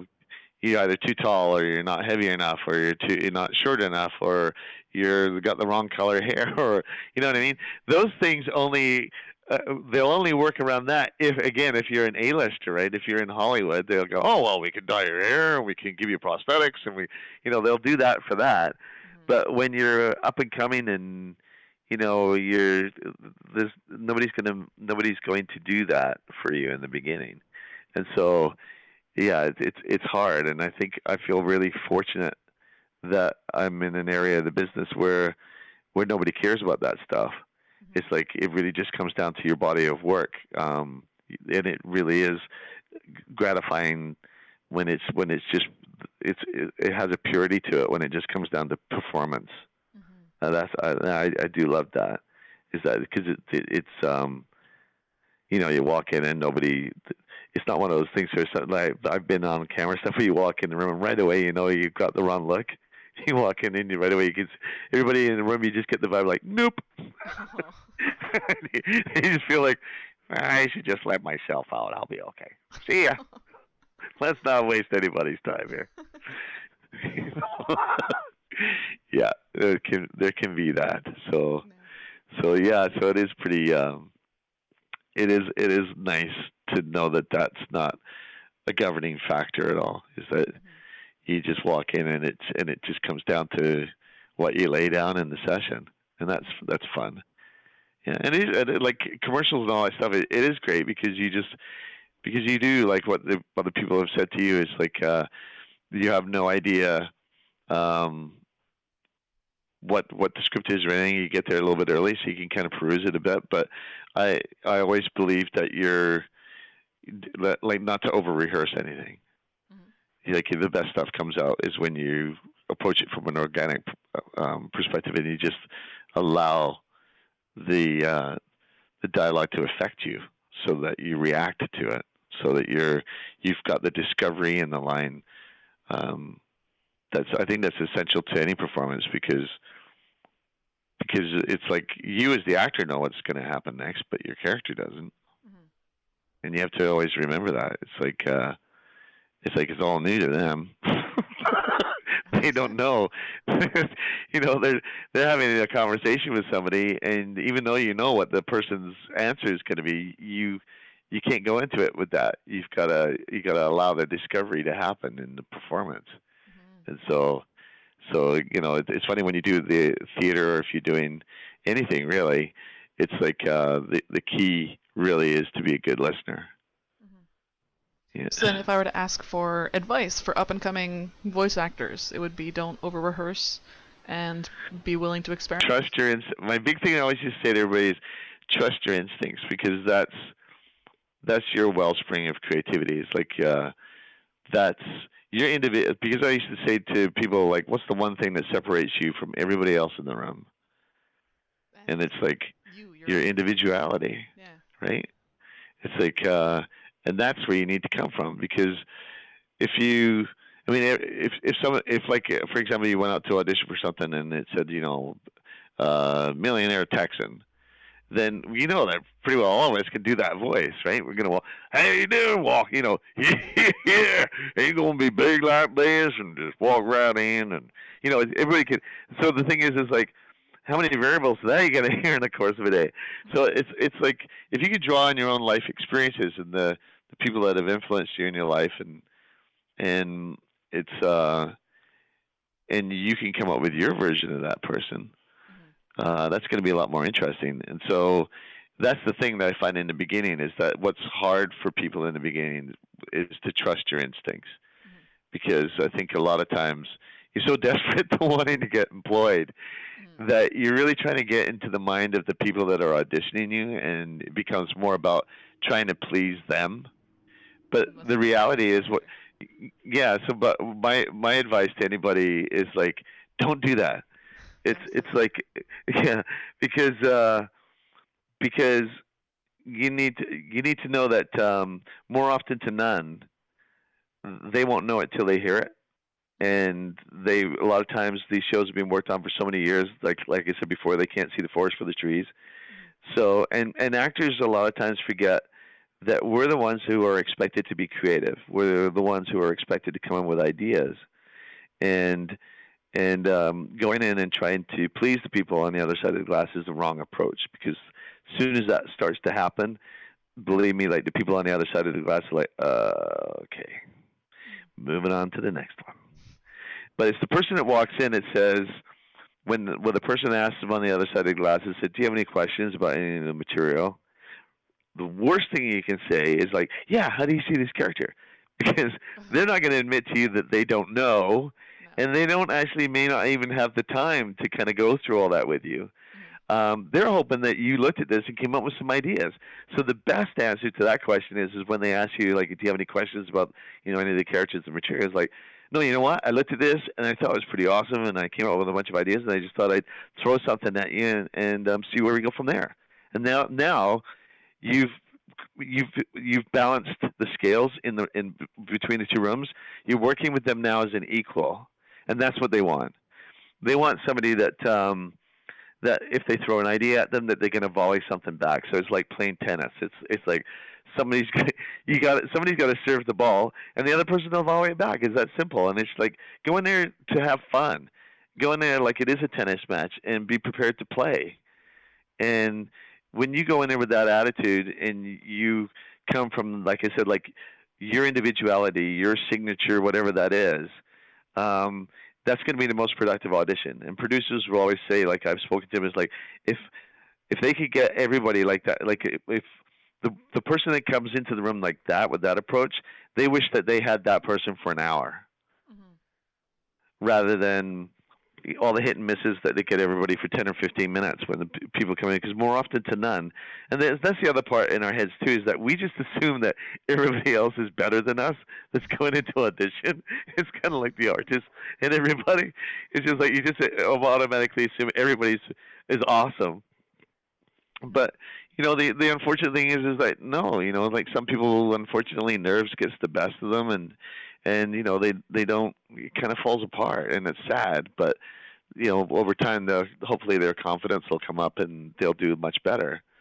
Mhm. Um, but the thing is like, whatever you can bring to the party, whatever ideas and all those things that you have, then know that those are valid, and like go in there and enjoy it, have fun, because this is one area in the world, like as professions go, that's embraced.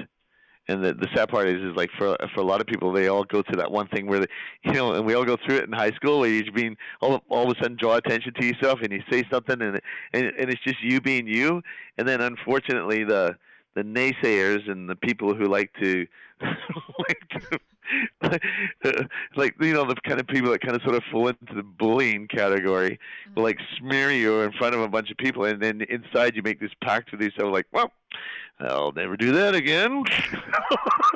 Oh yeah. And it's hard because you get into this industry of like, with artists, and that's why I think as an actor, the first thing that you learn is trust exercises. That's the first thing you do. Mhm. And the reason why they do that is because they want to have you know and learn that your creativity, your individuality will be embraced, and you're safe there. That Mhm. people will only applaud you for taking risks. Mhm. Nobody, it's not going to be like the days of high school and stuff where people go, "What the hell was that? Can't believe you just said that, you idiot." Just like, that's the that's the worst. And Absolutely. I've been there, and it's like, and it's not pleasant at all. And yeah, you can see how you got all these great ideas as an artist and stuff, and how that can be hard to walk into a room and just go, I really see it this way. And that's what you're encouraged to do. So my Mhm. thing is like, take those risks, man, because you'll learn really quickly that you'll just make people really excited, and even if it's a wrong choice, people still embrace it. The feedback you'll get was like, that was a really interesting choice. That was pretty cool. But what if we did it this way now? Mhm. Nobody's going to sit there and look at you and go, what the hell was that? Nobody will ever do that to you, which Oh. is good. No, you'll only get celebrated for for taking risks, Mhm. because that's what this is all about. Is like, that's where all the good stuff comes from. Mhm. Yeah, Makes sense. yeah. So I'm out of So questions. You've covered everything I wanted to know. I So talked your ear off, man. You're probably sorry you phoned me. not even a little bit. Oh my Probably like, god, this has been amazing. no. I'm no, Oh, really? I haven't really gotten this like this frank glimpse into the world before, and you've got some great advice. I have some friends who are looking to be they have full-time jobs but would like to be looking into being a voice actor, and you have some solid advice that I haven't heard before that they haven't heard before. So I'm looking forward to sharing that with them. Oh, that's cool. And Oh, that's cool. I think the most important thing is like, is just providing people with the tools of the trade. mhm, Is that's I think if you have an understanding of like how the industry works and what's expected of you, that takes a lot of the mystery out of it, mhm, and it can make you feel a lot better about taking risks and just being mhm, yourself, and walking into the studio and just going, hey man, this is how I see this. What do you think? mhm. Yeah, and I think that's the most important thing. Yeah. Is yeah. So And the then it's first tool of the trade, fun. then confidence. Then it's fun. Then yeah, the confidence comes about over time, right? The more that you do it, and the more that you get accolades for it, and you becomes more of an affirmation in your head that is definitely the approach to your work. It's like being fearless. Mhm, Walk in there and just and have. I mean, yeah, you need. The biggest thing I think that a lot of people forget is from voice acting is that there is that word acting in there, and you do need to be um, you need to be a really solid performer. I think some people have a misconception when it comes to voice acting that it's less work than being on camera or doing theater work, and nothing could be further from the truth. Because if you think about it, in reality, you have less to work with. It's not like you you can need to put on a convey the same wizard's. emotions without a Yeah, face. yeah. I mean, like, part of the getting back to that smoke and mirrors thing. I mean, if you're on stage or something and you come out dressed as a wizard, people know automatically you're a wizard. Mhm, And then the rest you can just kind of, I'm not saying that that's easier, but what I'm saying is that you do have less to work with. You don't have props, you don't have wardrobe, you don't have sets and locations and stuff to play with. mhm, So I mean, if you're standing in the middle of a desert freezing your butt off, you got to really um, you know you've got to assume, like, you got to take that in, and it's got to come through in your performance. We've got to believe that mhm, you freeze your butt off in the middle of it, and you got to understand your environments too. Like, your character might be in the middle of a huge battle on a starship, and there's all these explosions and stuff going around with you. So you've got to do you all of a sudden the stakes are higher, it's noisier, so your dialogue's got to be delivered in a way so that when people watch it, you totally buy it, that mhm, that's what's happening. Then you got to do all those other things. There's all those what I call life sounds too. Where, like, if you're reaching down and you go to pick something and then you put it on the table. mhm, It's like that stuff, right? That's got to be in it too. You've got to be able to play everything out. And if you've got a sorcerer or something standing there and saying, "Look into my eyes. Do you see this crystal?" It's like you got to present it in a way so that the animators have all that cool stuff to work, but you got to do it in real time, because you just can't go, "Look into my eyes. Look at this crystal." It's like all of a sudden it just like doesn't work, Yeah, exactly. because you want the stillness in the delivery, so that you can see that sorcerer slowly taking in and get the gleam in the eye and then the slight little smile come up and all that stuff. I mean, it all those things kind of drive that vision forwards, right? Mhm. So that when the animators are listening to what you do, they're getting really excited about it because you're giving them tons of stuff to work with. Mhm. Because a lot of times when you do that stuff, the art department will come in, and it's cool because they come in with the cameras and they're either recording you or they're just taking still photographs, and a lot of times they're just laying on the floor sketching you and stuff. But Mhm. but all those gestures and facial expressions, everything that you do, will be later rendered into the character that you'll be animated as. Mhm. So that's pretty cool. Yeah, But I absolutely. mean, different when you're doing mocap, of course, because I mean, then you're right there and you're doing it. Mhm. But if somebody's going to have to animate you later and not have like the framework to work from a mocap shot, if they're just doing it all straight from scratch, then a lot of times the animators will come in and it's cool because they just like they make themselves at home on the floor usually, and they're just like watching everything that you do because they're looking to see where because it's interesting because people all hold their weight like their center of gravity in different places, and you can sort of it's kind of a cue as to what kind of people they are. Are they really lethargic, slow moving, or are they more clipped, more succinct? Or are they, there's just all those variables to work with, right? There's the Mhm. fast talkers, the ones that just, and the other ones that do the upspeak thing, and then there's people that are uh, talk with their hands a lot, and then there's people that are just very still in their delivery, and those are all important cues when rendering a character. Absolutely, that makes sense. Yeah. So it's pretty. So I mean, none of that stuff is wasted, which is interesting. That was sort of what I was just saying about voice acting. Is that it's interesting. I think when Brad Pitt did Treasure Island, he made an interesting point. He said it was the hardest thing he's ever done, which I thought was pretty cool. Really? Just didn't realize it was so much work. Yeah. Yeah, Yeah. that is very cool. Yeah, because a lot of people just think that. And it's funny because I've had people say to me, "Oh yeah, I always thought about doing that. It sounds like fun," and they think it's just kind of like You can just I start. do voices, so I could easily do this. Yeah, but they forget that it's a lot of acting. Like I always say, like if you're doing it right, it's exhausting. Mhm. Yeah, Yeah. Excellent. yeah, yeah, Caitlin. Thanks, man. Yeah. Well, I really enjoyed like chatting with you. You made it really easy. Oh, good. I I'm just glad. kind of rambled, apparently. Hey, you made it easy too. Like I had like 2 pages of questions, and you covered all of them. I Did I just really? ask a couple. Yeah. Oh, cool. Just like getting the glimpse into the studio, what it's like working with people. Yeah, no, you covered it all. It was awesome. Oh, thanks. It's fun. When is it going to go out? It'll probably take me, I don't know, maybe a week to get my act together and actually like write up the piece. So I Well, can send you an email when it's up if you'd like.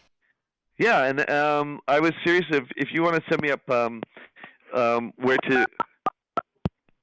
Oops, you still there? Hello. Yeah, Hey it's still there. here. Um, if you want to, you've got my email, right? Yep. Yeah, we did talk to each other on the. Yeah, it's just if you want to send me an address, I'll send you a copy of Broken Saints, like I Oh, promised. I would love that. That would be amazing. Yeah, you probably let me know what you think of it after you watch it. It's pretty good. I Totally, of mean, course. I don't think it'll come across as dated. We did it in like '04, I think it was somewhere around there. Yeah, I think it was '04, '04 or Yeah. '05.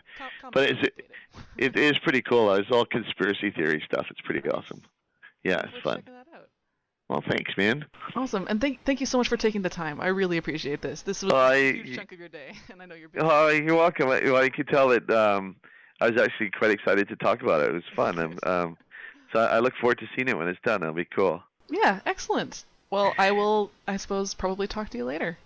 Okay, sounds good. Thanks so much. Feel free to drop me a line anytime, and I'll get that Broken Saints off to you once you send something over to me, and then yeah, just keep in touch. That's cool. Will do. Awesome. Thanks. Take care.